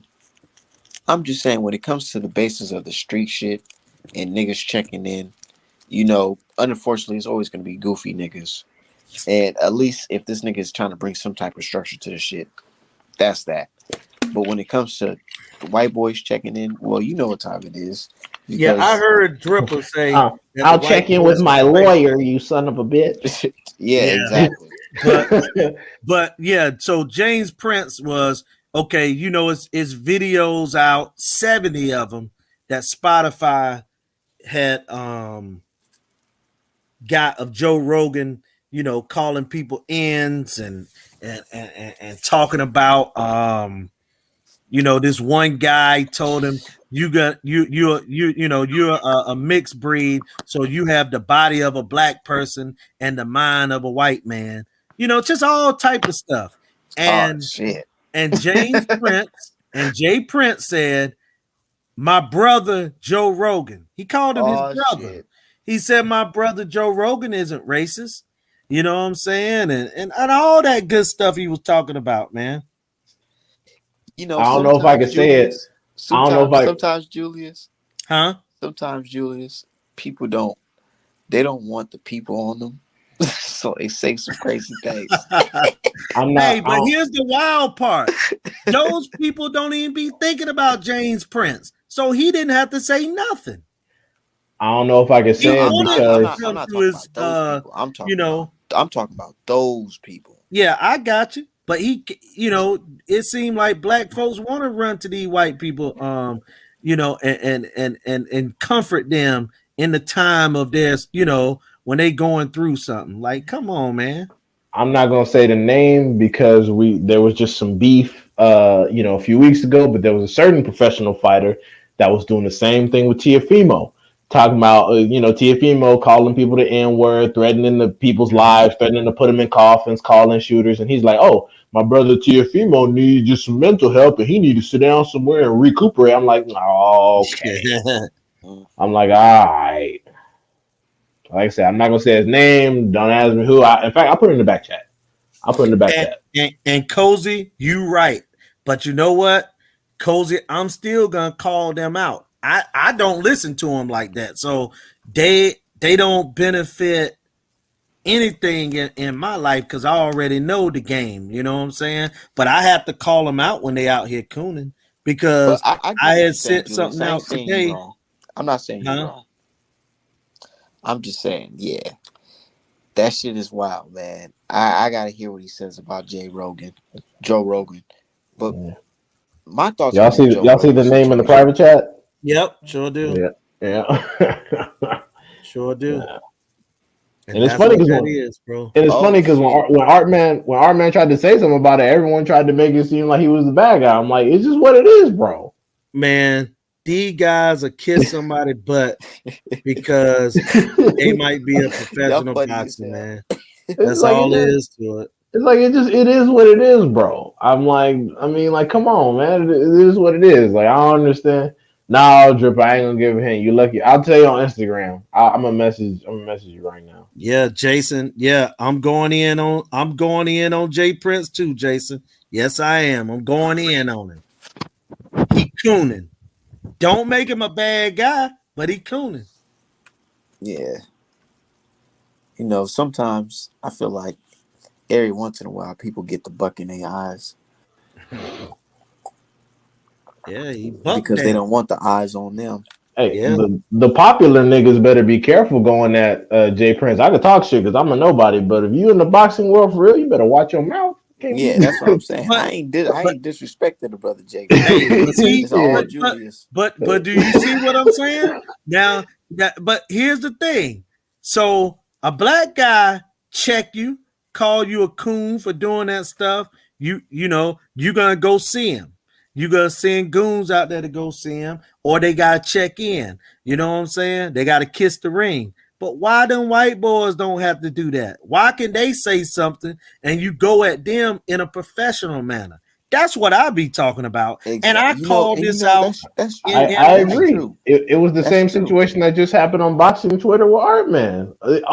Yeah. Everything happening.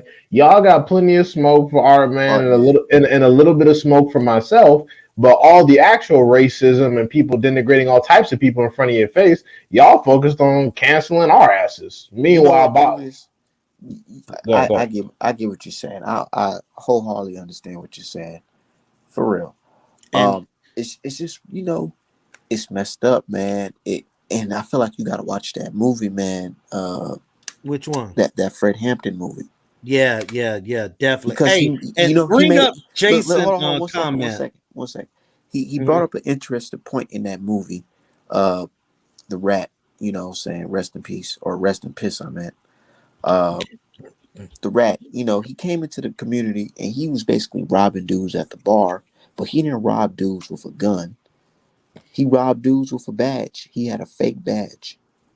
He literally went in the bars, showed people a fake badge, and went out and left with niggas' keys to their car. Right. He get pulled over by the police. The police lock him up. They interviewing him. They asking him. They like, dude, you know what I'm saying? So you robbing these dudes with a badge. Why are you not using a gun? And you Mm, know what he said? He said, because every nigga got a gun. But when you got a badge, people think that you got a whole army behind them. mm. And that's why I don't walk in there with a gun. I walk in there with a badge. That's true. Mhm. But that's true. But It's I'm it's the telling you same. though, A bro. badge is white skin. They Yeah, see that you is. with That white that skin. They're is. like, oh shit. He They got don't want to black people go. behind him. Yeah, they Yeah, don't they want to don't go want to hard go at against Bob that. Arum or Chris Montero or Mario Lopez or Steve Kim. They're like, oh shit, there might be repercussions. That's why there was so infinite. That's why there was so much emphasis on. Well, look at these two niggas. Like saying, I'm like, this is all plantation babble. I hope y'all know. And you know, and you brought up Mario Lopez, AC Slater, right? Hmm. Now here's the funny part about AC. AC biggest fan base was black people. Was Hmm. fans, you know what I'm saying? When Saved by the Bell, remember AC used to do not only the wrestling move, he used to do the little, you know what I'm saying, sideways little Yeah, he used to wear the Jordans dancing and and shit stuff. like that and Yeah. all that shit. Yeah. Hmm. Black folks was his fan base. But Yep. not even Mexicans. Mexicans didn't watch Saved by the Bell. Nope. You know what I'm saying? Not at all. But hey, but look, I ain't got no problem calling AC Slater out, man. And Jason, he said the right thing when he said, I hate the forgiving nature of black people, man. Black folks are so forgiving of white people, man, and they ready to, you know what Not I'm me. saying?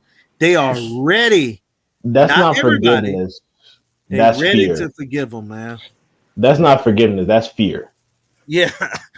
Hey, Nigga, They I'm don't. gonna there They you tell you don't go. what. want. Look, I'm gonna tell you what, Julius, because Yeah. you brought up the Minneapolis situation with the police or Yeah, whatever. I brought that up to you the You other day. know, Yeah. I was talking about that with my coworker today. She's not black, but she was just like, basically you want to know, and I was like, you know what?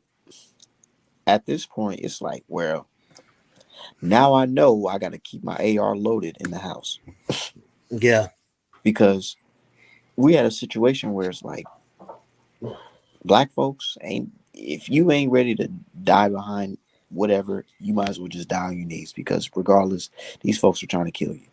I mean, They They because trying gonna to kill get you. you. yeah, So because at this point, you gotta be willing to say fuck it, nigga. If they try to come at you, just do them like any nigga in the street. because Empty the think about it. magazine. They ran in the Exactly. house and pulled the cover over the guy, yelling. Nobody was, knocking on the door saying it's the police. That's how they do, man. And like my thing is this right here. Us black folks gotta be. It's a thin line between calling the police for help in a situation and becoming the target. So there's been many people, many times folks have, and this all over the country. This ain't just North Carolina or, Virginia, Maryland, wherever. This everywhere, man, where guys have called the police because someone was broke into their home. The police get there and pull a gun on them in their own house. You know what I'm Hmm. saying? That thing happens all the time. So it's a thin line Man, between I always calling these tell people for people help and if and you and call the them, police on me, you might as well be summoning death on me.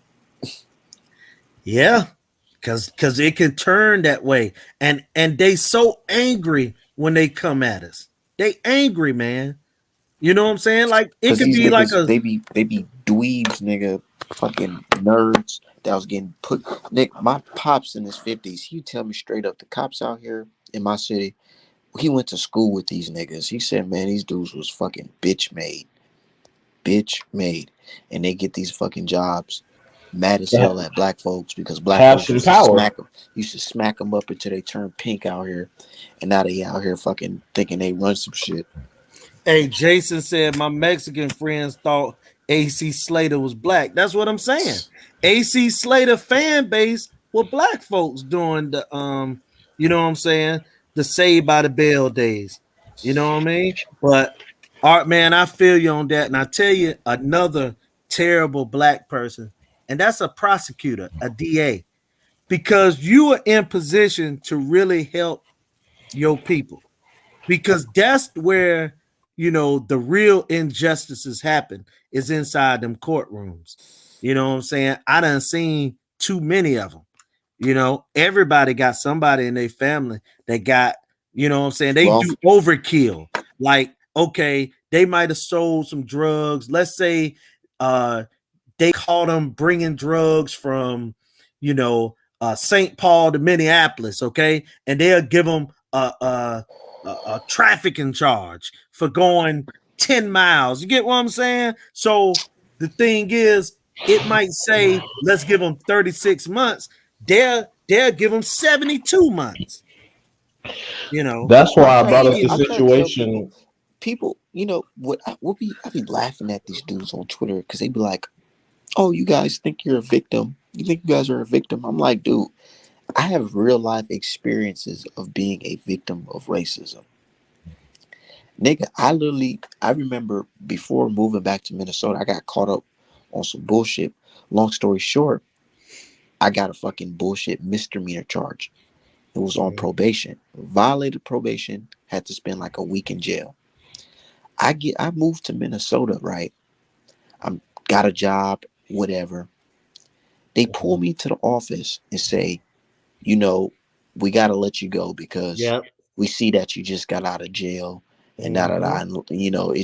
it doesn't fit with our company. Mm-hmm. Not knowing that the charge I got was a bullshit misdemeanor charge. Literally doesn't, it's not even on my record now. Man, I And think, that just right there, yeah. just to show you like just bullshit dealing with racism. And people don't even understand it. They're like, nah, you But guys are then just making shit up. meanwhile, they'll show a white dude getting out of jail, studying law, getting into law school, and becoming an attorney himself, all after being a convicted felon, make a success story out of the shit. Literally, dude, like, you know how bullshit, you know, imagine getting fired from a job and you're literally doing the opposite of, you know, I thought going to jail is like to rehabilitate yourself or Yeah, whatever, right. right? So Mm-hmm. a nigga got a job and you want to let him go from a job because he just got out of jail. Because committing crime for a living is easier than working. Yeah. Boy, is as a square ass working man that does overtime frequently. Let me tell you, I be thinking about saying fucking committing some crime every day. I'd be like, every day. man, I could just be like, fuck this, move back to LA, call one of my cousins, and be on. Like Said Lord. I could be on. I could be driving a brand new Lexus and just all that. Like I could just be on it. I hear you, man. I could, bro. Like I could be And balling out of crime control pays, right I right? now. feel like I ain't gonna say every black folk, but every like nigga that's trying to get it thinks like that. Like, fuck, I can fuck around and just say fuck this shit. Exactly, bro. I could be on. I can make double annual what I'm making right now on some street shit. Yeah, but it's but one it's thing I know difficult though, getting up every it could be morning. that one dude who say fuck it, I'ma just fuck around and try to do it. In the very moment he try to dip into it, he get caught up with some big shit. Yeah, Right.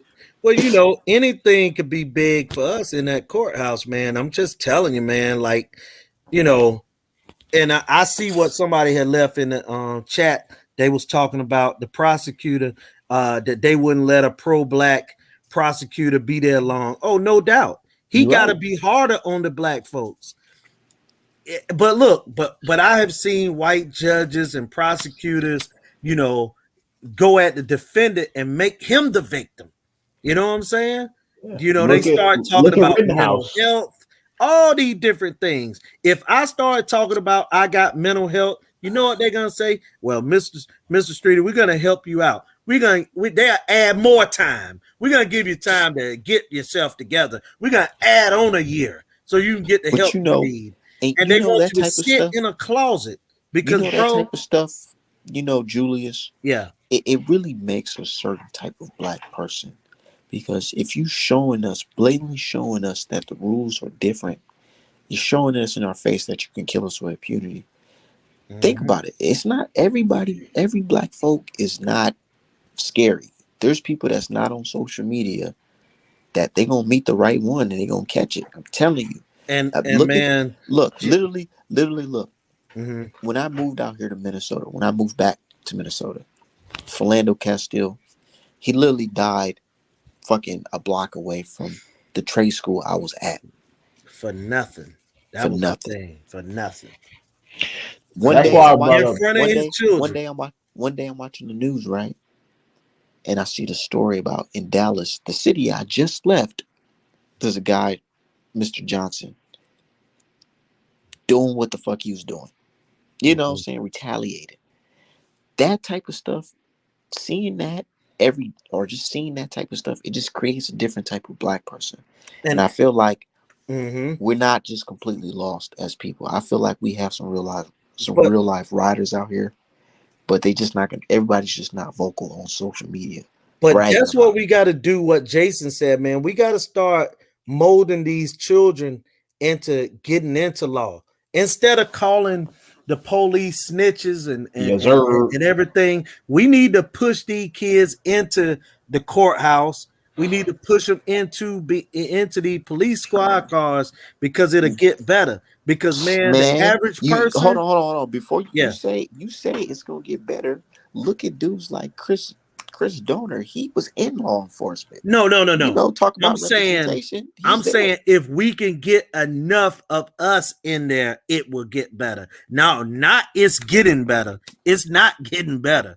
And like that dude said, look at Marilyn Mosby. Yeah, they charged her on some talking about she lied on a application to get a house. Now, listen, a prosecutor, a state attorney, the state attorney, you gonna charge her, you gonna charge them with lying on an application? That don't even make sense. But that's what they start doing with us, man. You When know they what I start need? going You in know that what I need, courtroom Julius? treating black people with You know respect. what I need? I need my motherfucking reparations. I get my reparations. I Yeah. don't got to hear now nothing from none of them. What's that town? It's a town in Georgia, Oh, right? absolutely. If I got reparations, Yeah. law school would be paid for. I would apply this cycle, no Yeah. problem. Mm, Hey, well, we need to get you up in there. But let me tell you this though, bro. It's a town in Georgia, right? yeah. And this particular town in Georgia, everybody in the town is black. Hmm. Um, they got black, you know what I'm saying, law enforcement there. They bought up all the land in this place in Georgia. Might have to do that, man. Far as in the Google that I to see seen that. that. I seen You that where seen they that when too? them families they put Yeah, their money together. But yeah, the very man. first thing the very first thing they should do is invest their money into guns and all type of weaponry, military that they can have some type of protection. Because I feel like that's where we fucked up at. If we're not thinking about protecting it first, then what is it to have? Anybody can just walk and just take that shit. I Niggas would be blasting on each other. They'd be like, "Oh Uh, yeah, I can go get some revenge from my cousin in sixth grade and shit when he got jumped." Like, like people give a fuck about any of that. yeah, man, but I we get it. I get it. But you got to think about it, man. It's like, what was missing around the time where brothers like Huey and Malcolm was running around? What was missing? And I feel like we got to figure that out. yeah. One, it was power. I think just the raw political power because all of the power that we had to lobby Congress to be able to successfully sue government for to put things in place like the 1964 Civil Rights Act and the 1965 Voting Rights Act, stuff like that was external. It was third party. It was because of white assistants, nonprofit groups, SNCC, core, and little groups like that. and there wasn't enough collectivization because of our socioeconomic status, that a lot of us were too busy surviving to be civically active, and a lot of that hasn't changed. A lot of the time, it's hard for individuals, like people don't understand, especially in American politics, how much information you have to keep up with to make comprehensive and correct decisions. And if you add the harsh lifestyle that African Americans have, it's hard for people to be civically active. It's hard to make time to vote during the week, especially if your boss is like, you can't go nowhere, you got to be back on time, Jamal. It's difficult. And then if you add on our situation on top of that, Black people are already losing incentive to participate in the process, because every time we do, collectively, we keep being shown that it doesn't work for us. Like, Hey, look, and but one thing I hold on always one second, mention, Art man. Art man, 1 second. That guy Cozy, appreciate it. The name of the town is Freedom, Georgia. okay. Remember with the black town where they got together and bought 96 acres of land. Is near Macon, Georgia. And they said that this is just gonna be a town that's a safe haven for Black people. And it's right there in Georgia. It's Freedom, Georgia. But anyway, go ahead, man. but yeah, man, I always like to tell people, they'll say things like, well, why don't blacks just be like the Asians or be like the Jewish community or be like whatever? I say, man, you guys got the luxury of not being targeted by the law and the government. You know what I'm saying? Just for procreating and feeding your children. Literally, man. Think about it. We had a position where we had, the free lunch program. We had Yeah. several schools and whatever of Black people being taught our history, being taught this, and that. And that ended up being targeted by law enforcement. Yeah. You know what I'm And saying? even How during do, slavery. yeah, shit like the Freedmen's Bank. Yeah. And that's why I tell a lot of immigrant groups, they get mad when I say it. And I was like, the reason why there's so much separation between us is because there was no social competition based on race where you're from. The competition was based on other things. It was either based on power, based on something else, based on politics, but it wasn't based on race. Even African immigrants, they come over here and talk about their achievements. I'm like, yeah, in your school system, social competition wasn't based on race. Your teachers didn't treat you differently based on race. They didn't set you back. They didn't consistently send you to detention because of what you look like in comparison with the other students. Like a lot of the separation that we have now, these are social patterns that were engineered in slavery. Like look at the gender divide. What used to happen is that Black women on plantations would get paid, and sometimes paid in their freedom, to consistently have a lot of babies. You see how that sort of reward system carries over into the modern day.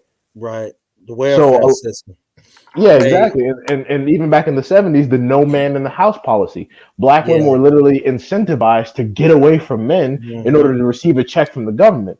Those Right. type And the of shit's social still going patterns, on now. The shit's and still and the going on father now. would be yeah, living in the house, and then when they come and check the and do a house, welfare check, they which is they what would they say, call. look, you got to take, they come in Thursday, get all your clothes out of here for a night, and then you come back in on Friday morning, because they didn't want to not do it to mess that check up. But I'm gonna tell you this though, Art and D Hive, this really happened here. So when I was in kindergarten or the first grade, right? So we talking about the early 80s. And the teacher, I'm gonna call her name out, but she's still alive, Miss Avery, right?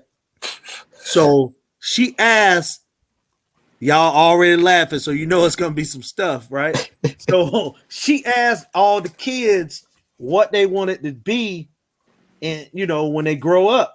So everybody's saying astronaut, uh, you know, um,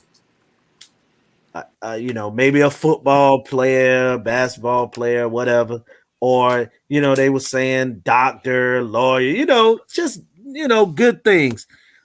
When the Black kids start talking, she'll tell them, John, you real good with your hands. You could be a custodian, Oh Mm. shit. janitor. or you can fix cars, and so it was always something. And they start planting that seed in you early, man. And and you start growing up, and all you ever heard is that you ain't gonna be nothing but a janitor. You know But what you I'm know, Julius, Hey, fuck you, Miss Avery's bitch. Julius, me saying? in my situation, I understood I understood certain things, man. Like what Malcolm X said, like, before you can integrate, you gotta be with your people, man.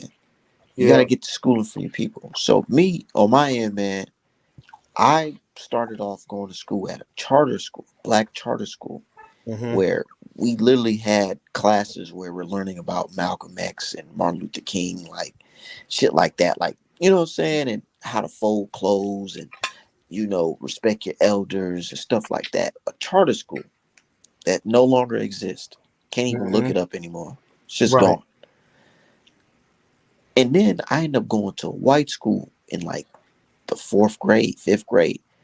Hmm. I'm telling you, man, just me going to that school changed like my whole mentality before integrating because I was able to understand who I am. I wasn't confused as a kid, you know what I'm saying? Hmm. I wasn't trying to be like them because I knew who I was and I know who my people was. You know what I'm saying? Shit like that. I feel like today, kids, they just like so disenfranchised, so not connected to, that the old times where it's just, they just like a planet out of orbit, just gone. Gotcha. Who is boxing Batman?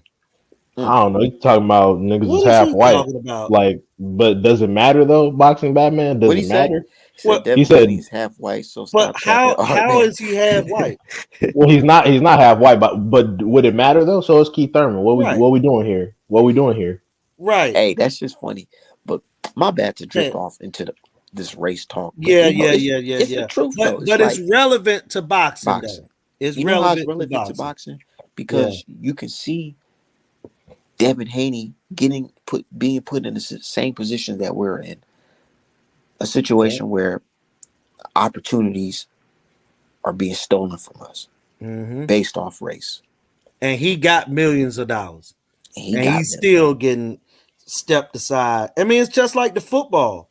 You Man, know, I you mean, look, you know what I let's talk told about that for a second. hold on 1 second before we go into that because we just gonna segue into that. I was telling my coworker, I was like, man, because we had a little racial dispute at my job, Oh shit. and I was like, yo, to see that this shit is still going on, even in the highest level of niggas making millions of dollars, let you know this is a real life fucking problem with Terrence Crawford and Bob Arum. Yep. Yeah. Look at Now, Kaepernick. What the Kaepernick was at fuck? the top of the pile. They was like, nigga, we cutting the money off. Fuck you. and yeah, he never played again. And look, here's the thing. So they're talking about coaching because of opportunities, just Yeah, like we're talking fill about me in. Devin What's Haney what's now. going on with that? I ain't Well, I'm really about to look into tell it you. that much. So the Brian Flores, got this, lawsuit because basically the lawsuit consists of he was going for a job with the New York Giants, and oh, okay, I was just reading what that guy said. And so he had an interview with the Giants on Thursday, and a coach, Bill Belichick, gave him a text on Tuesday night and was like, "Congratulations on the new job. I heard you're gonna be the new coach of the New York Giants." And he started asking, questions, probing questions like, "You done heard something?" And he was like, "Yeah, I heard you got hired. You know what I'm saying? You getting the job." And so he was like, "Are you sure? Are you sure you talking about the same Brian? Brian? Are you talking about Flores or Halulu or whatever his name is?" Right? He was talking about Halulu, and Flores is black, and he interviewed for the job on Thursday. So his interview was a sham, and that's what the Rooney Rule does. Is you just gotta meet your quota, not to give a black person a job, but just to interview them. And like they talking about, you know, guys that should get jobs. Like it's a guy named Eric Bieniemy. and he's the offensive coordinator with the Kansas City Chiefs, right? So he done had the number one offense the last 3-4 years, and he never got a job. But they be giving these white guys jobs, and they keep recycling these same scrub white guys that been losing forever. They Right. just recycle them and give them different jobs, man. They get to reinvent themselves. And I even thought about in my little community growing up, and it was a guy named Eddie, right? And Eddie Rose was a garbage football coach, but he coached at every high school in the community. Like his buddies would give him jobs, but like I talk about this, but when black people get jobs, first thing they say, man, I ain't gonna bring that nigga into the job. He end up messing up. And, you know what I'm saying? He gonna make the white folks look You at gonna me. make the white folk high five me, man. He gonna fuck my money up. Yeah, you gonna mess my money up with that nigga stuff. But the white man, they just hire their people and keep right on doing it. And it ain't just in sports, it's in every single job, man. They just go on and on hiring their people, but we won't hire our people because we come up with the same old talk. Man, that's what I'm saying, bro. Batman called me an old school racist, huh? Look, hey, when it comes to just funny. politics in general, my thing is like this. I ain't gonna lie to y'all. Yeah. No reparations, no motherfucking vote. It's that simple with me. It's that simple. I don't care about what you're doing. And boxing Batman, student loans, all that. I don't give a fuck about Right. none of that shit. Reparations now, because reparations can take care of all that shit. It can take care of student loans. It can take care of hunger. It can take care of fucking all that shit. Housing, all that. Yeah, and they don't. That's and the they prime solution again. Yeah, and they don't want to. They don't want to do that because what would that equal? That would mean real equality. That would mean that all the racist policies that you put into place no longer affect us because we simply have the resources to separate ourselves from your services. Like I remember one time I was in the classroom learning about the public utility system because the public utility system is corrupt as fuck. It's like a government monopoly. I said, "What?" I said, "If I developed a new energy source, why couldn't I market it directly to people? Why do I have to get my utilities directly from this firm?" And this lady straight up said it because there was no way around the question. Like she paused for like 2 minutes because she was like, "Damn, I cannot believe someone finally asked this fucking question." In my 20 years of working in utilities, and she said basically the government makes the certification process to sell things prohibitively expensive to where only individuals backed by the government can actually sell utilities, which is how the government keeps those services in house, and only a certain amount of people, only certain firms get access. And I'm like, thank you. That's all I wanted you to say. I wanted everyone to hear that. just like the cable company. Because what if I'm like, man, I came up with this great ass satellite that I can put on channels that only exclusive, black folks can listen, watching all that shit, and I got the money to start it up. Can I send my satellite into space? Oh hell no, nigga. No way. No, you got to get clearance with the FAA. You got to get clearance with NASA. You got to get clearance with all these organizations. And like she said, she used the correct terminology. She said prohibitively expensive. That means if you ain't affiliated with us, you ain't getting shit. And it's funny because people don't understand. Governments just make up licenses for stuff they only want certain people to control. The government can make up a certification. Like, why do you think vaccines got fast tracked? They set the standards for whatever they qualify. So something that's illegal today could just be legal tomorrow. Something that's qualified today could be unqualified tomorrow. And that's why I don't really respect these people and the law and all that shit. Not saying I'm not going to follow the law, but I don't respect it because if you're telling me you're not going to enforce it on everybody, then what's the point of following it? Right. Yeah. Literally. Beehive is a meter reader. Actually, I wish because meter readers in Los Angeles make damn near 6 figures. So you should probably try that shit again, homie. you making fun of the wrong profession. Like the trolls come in here when we start talking that real talk. Don't talk about this. 6 figures, man. In LA, meter readers make like $85,000 a year. So that's not an insult, buddy. That's not an insult at all. It's like in New York. They do in San Francisco too. Oh hell yeah! It's like even in New York meter readers trash them and they make like six figures. So Hey, D, you have want you ever been to Sausalito? uh sauce like is that a place in San Francisco? Yeah. Is that like a sandwich shop? No, it's like a place. Hmm. Literally, it's called Sausalito. Never Because I mind. If you mean, ever, yeah, everywhere. yeah, I've been to like Salinas, but I haven't been to like Sausalito. Man, I don't. I gotta go back to Venice Beach, man. That shit was lit, man. Hmm. Hey, look, guys, I'm gonna have to roll, man, but I'm gonna talk to you, man. All right, stay up, This was brother. good info right here. All right, now. Have a good one, Julius. All right, brother.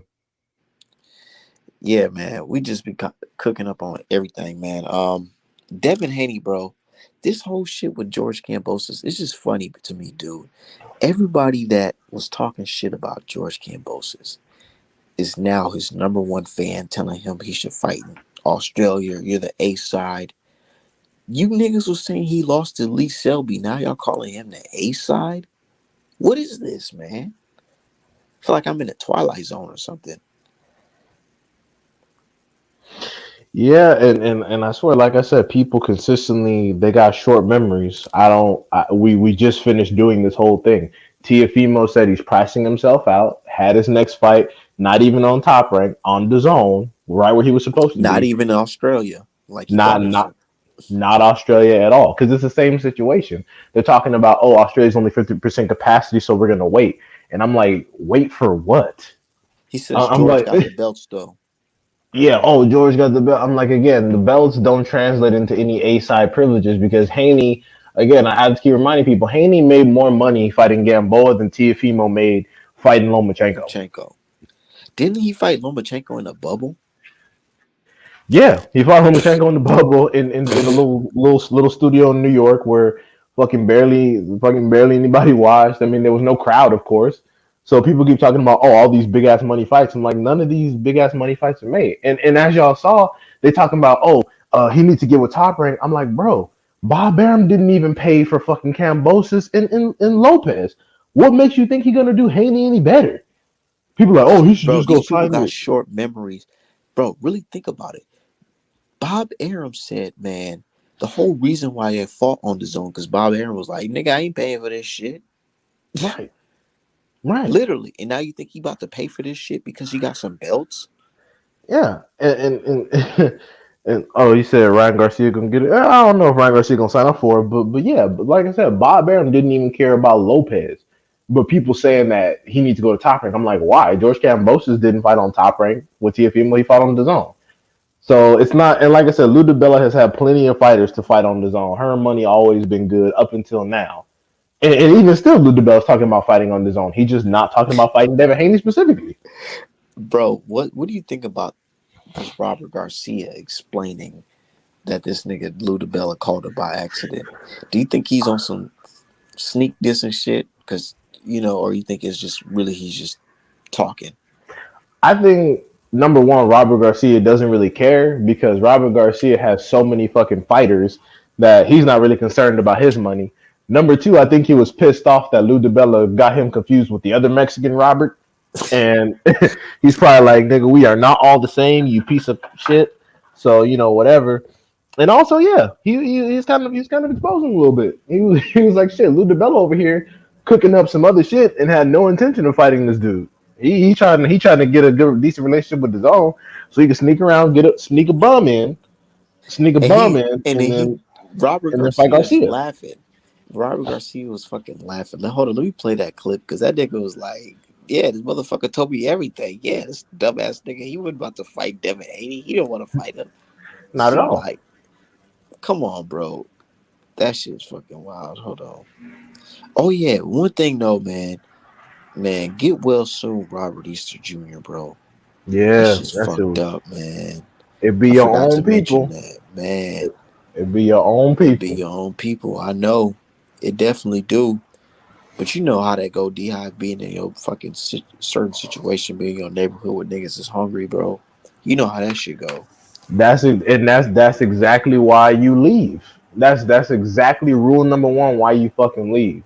And I respect him for remaining in his hometown, trying to have a hometown connection, a hometown commitment. But you think even when LeBron was on the Cavs, you think he was hanging around fucking Akron and shit? Hell no. Where was he He, at though? Like, he was probably around where Dave Chappelle lived, because Dave Chappelle owns 60 acres in Ohio. It's just in a good part of Ohio. it's probably like was like at the gas station or some shit. yeah, it's like it could be anywhere because he was hanging around his old area like Toledo and like the sort of more middle class, more urban areas, and just came up What on a you think? random Box's robbery. career over with? I hope not, but it could easily be like that because I it seen he got depends. shot in his arm and shit. I'm like, oh no, man, If dude. it's if it's not in any vital organs, he can still have a career. If it's not in any of his legs, he can still have a career. If it's not in like his shoulder joints, but if it affects his cardio or affects the way he fights, then yeah, it could easily be like that. Man. And you see, that's why I'm like, dude, you gotta stay out the way, dude, because niggas be wild, dude. Like, you know, one thing I fear is somebody who don't gives a fuck about life. So I don't want to put myself in a situation where I'm around that type of character. So you gotta stay out the way, man, Yep. because these dudes are crazy and they don't care about the consequences. Because and some of these dudes be bitch made. They'll kill you and cry in the holding cell, and tell and regretting. tell Oh my and, god, I can't believe I did that shit. and tell on all their closest associates to That make sure they shit's don't have to pay for it. They be like, "Oh, I was in the car with May May. I was in the car with Raymond, Jermaine, all of them niggas. I was in the car. Man, he honestly, it was his plan the whole time. I'm the one that just It's the pulled the whole trigger." time. Yeah, I Yeah, bought weed from this nigga back in the 10th grade. All that type of shit. Trust me, I know it. I know singing he like a fucking canary. for real, for real. Cause it be times where I be thinking to myself, like, dude, you could really like if you could really boss up on a lot of these dudes and G check these dudes, but these niggas be pussy. They'll shoot and ask. They wouldn't even ask no question. They'll shoot you first and just sit there, be looking lost as hell, getting caught. Like the dude who killed young Dolph. They talking about he can't even afford a lawyer, bro. What type of crazy shit is that? Yeah, nah, and that's not even the people we need to be getting at. We need to be getting at the people who put him up to that bullshit. Because that dude's a scapegoat. Exactly. He Who put probably him he up to it?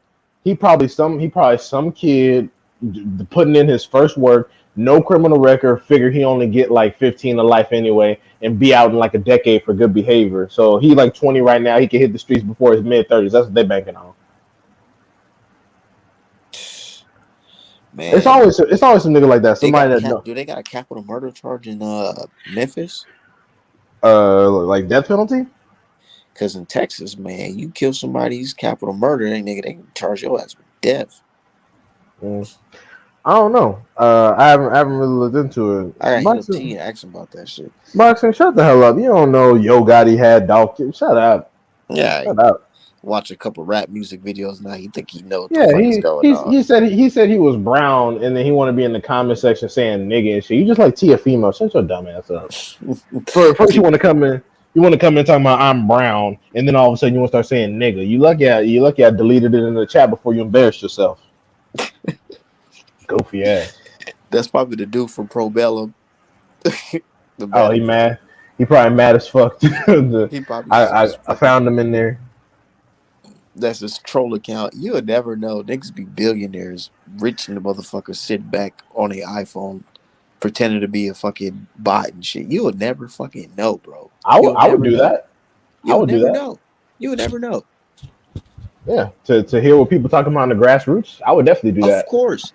Because it's like this. Yeah, I sell t-shirts and all that. But I actually look and see what people are saying about my quality of my merch.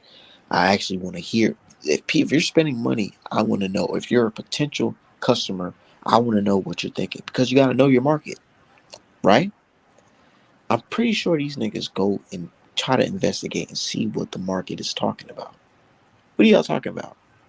What is this FBA immigrant thing? I see it has fucking 30,000 people in here. That's for 30,000 potential customers, black customers. Yeah, he wants to know what our schisms are, what our divides are, so he can capitalize on them. So he wants to see who are the better fighters. Who are the better fighters to deal with? Should I go with the fighters directly from the continent? Should I go with African Americans? Like who is who? How do they match up, etc. I'm like y'all. I'm like y'all don't understand. People, these people pay attention to this. Like people want to make it seem like Bob Arum doesn't know how to promote the urban market. Bob Arum has been alive for almost a fucking century. Look, If somebody made a post, right, and it went viral at the time. It says, "Build your perfect fighter." It says Wilder's power, Floyd IQ, Manny Pacquiao speed, whatever, and it said fan base, art man boxing, and that shit went viral. And I'm like, see, I guarantee them people is wondering who the fuck is that. Not to glow or say, oh, this nigga's important or anything like that, but just simple shit like that where it goes viral. They want to know what are people talking about? What are the grassroots talking about? yeah, how did he get this level of following that quick when some of us have been in the industry and we still can't get comments to trend? Literally. And we do all the shock value post every day. Yeah, like, oh, Devin Haney has no chin. Lomachenko didn't deck anybody. Lomachenko is vastly superior. That shit's easy.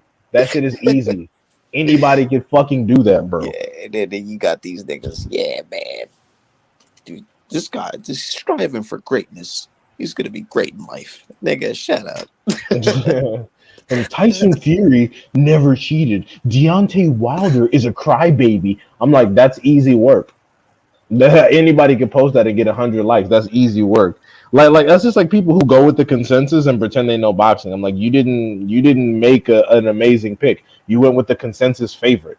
That's not Literally, that's not bro. that's that's not hard to do. Look, I literally like it's so crazy because I got banned from Facebook, right? And I said, let me log on Twitter real quick. I log on Twitter, made a new Twitter account. I start saying the same shit I say on Twitter. Yeah, Wilder about to get this fight. Fuck what y'all talk about. Next thing you know, I got a gang of motherfuckers saying, "Oh, this nigga's talking crazy. He's talking crazy." And then this dumbass nigga invited me to a show. Right. He invited me to the show, and I just said everything. I said everything, bro. I'm telling you, the whole box. The fact that some random guy in Minnesota, out of all places, Minnesota, got proved the whole boxing social media wrong. That oh damn, this nigga Wilder literally about to get his fight. That actually means something because look how easily fooled you guys were. It was that simple, bro. They fooled you. All they did was just throw a whole bunch of posters up and had Eddie Earn, blue eyes, fucking brown hair, tell you, oh yeah, and it's toupee. Oh yeah, that fight's happening. And you stupid motherfuckers said, fuck the law, the fuck a contract. This fight is gonna happen. Yeah. Fucking one more week, mate, for a year. For a fucking year, bro. And that shit used to be so funny because I used to tell niggas like, bro, like, nigga, you know we going on 8 weeks now. We going on 10 weeks now, bro. And that shit is embarrassing, honestly, because it's like it's y'all act like hoes. Yeah, y'all. It's the same shit that pimps tell hoes. I'm like, dude, y'all are embarrassing. Like that's why Bob Arum just makes fun of y'all. He literally said you guys are fucking idiots. He said y'all He will said you literally, niggas like rocks. We can kick you stupid motherfuckers anywhere. yeah. He was like y'all will literally believe anything we say because we say it. Even Bob Arum has zero respect for y'all because he's so old. He doesn't even care. He knows what y'all are. He's like y'all are dumb. If we pitch you any anti-black narrative, you'll just eat that. That's why we do it because y'all eat it. Y'all accept anything. That's why Like we signed Tyson Fury because he's a fucking white guy. We don't give a. And yeah, I know he's fucking dirty as shit, but who gives a fuck? Because here in America, we're all dirty, and he's white. The right, fuck? yeah. Oh shit, Jason. I appreciate that, but they probably kill my ass. They probably kill me off top Need a because 100 years like D Hive will be a big problem for racists. I've seen so much garbage working inside and outside of law. I drop one brief, my shit gonna blow up like the Godfather. They'd have to eliminate me off top because I'm going for the fucking jugular. All the little all the little things that add up, all the little unprosecuted crimes Nigga, that you happen. charge one fucking cop for beating up a nigga at a traffic stop. Your ass is done. Bro, in Chicago, and check this out. In Chicago, there was actually a wife It was actually a husband and wife combo. They were attorneys, and they made their living off of charging cops with misconduct. In a home invasion, their whole house was murdered.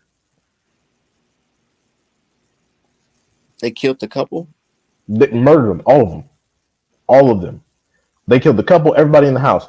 And this was in Chicago. They made their living off of charging police officers with misconduct. They ran across the wrong cop. Trial had started. Within a couple weeks, that couple was dead. And these are white folks. This is not a black couple. These are a husband and wife team attorney, and they got slaughtered. Motherfuckers ain't playing. They're not playing with y'all. You will get eliminated. They can just claim home invasion. Literally, man. Man, D Hive, and I'm trying to tell you, that type of shit creates a different type of animal, man. Yeah. Like, look at how extremist these motherfuckers are about boxing, a sport that none of them play and a sport that almost none of them make money from. Look how extreme they are. This is just about boxing. Imagine Bro, how they are when it comes to real power, real think about politics. this. Think about this, D Hive. I got these motherfuckers talking about FBA and boxing. Right. Now they're saying, oh, you FBA boxers. The fucking racist fans or the non-racist fans or the non-black fans or whatever. These guys are saying FBA and this and that in boxing. Bro, it's literally they translate what the fuck they got going on outside of boxing and bring it into boxing. Like, there's a lot of what's his name? Jesse Vargas. Oh, the MAGA Latino dude? There's a lot of dudes like that are boxing fans. Yeah. You can judge a person based off of who the fuck they roll with or who they choosing, who their favorite fighters is. Yeah. And it's creepy how a lot of these dudes will be racist as hell on Saturday and then roll over peacefully into NFL Sunday. It's like, ugh. Like that is some bipolar psychotic shit. Like, how are you gonna be racist as hell when it comes to boxing, but then have a bunch of people but then say, "Oh, my favorite football team." I'm like, all of them people are black, right? Yeah. Oh shit, D Hive, we going on a stream late. That's why these dudes from the UK then woke up. Wait, He's talking oh, about fart bad. Let's spar. I'll teach you oh, some skills more than color boy. oh, Jesus! Who the hell is Yeah. Color Boy? Who is Color Boy? I don't even know who that is. Hey, these dudes are fucking weird, man. It's all good though. But man, I'm about to head out. I gotta go to sleep. For sure. Um shit, we gonna do a cook tomorrow, man. I thought we was gonna get some more boxing news. I mean, we might No get can some tomorrow, but no shout out Canelo to versus Charlo news, man. But whatever. right. But shout out to Jason though. Everyone, Jason he's an MSW licensed clinical social worker. We need to be talking more to that brother, and he has a channel and it's gonna drop at some point. So I'm gonna be looking out for that. Hell yeah. Jason gonna fuck with me for the logo too. Right. All right. Well, you have a good one. Thanks for having me on. Bet. All right. Night, chat. Night, everybody.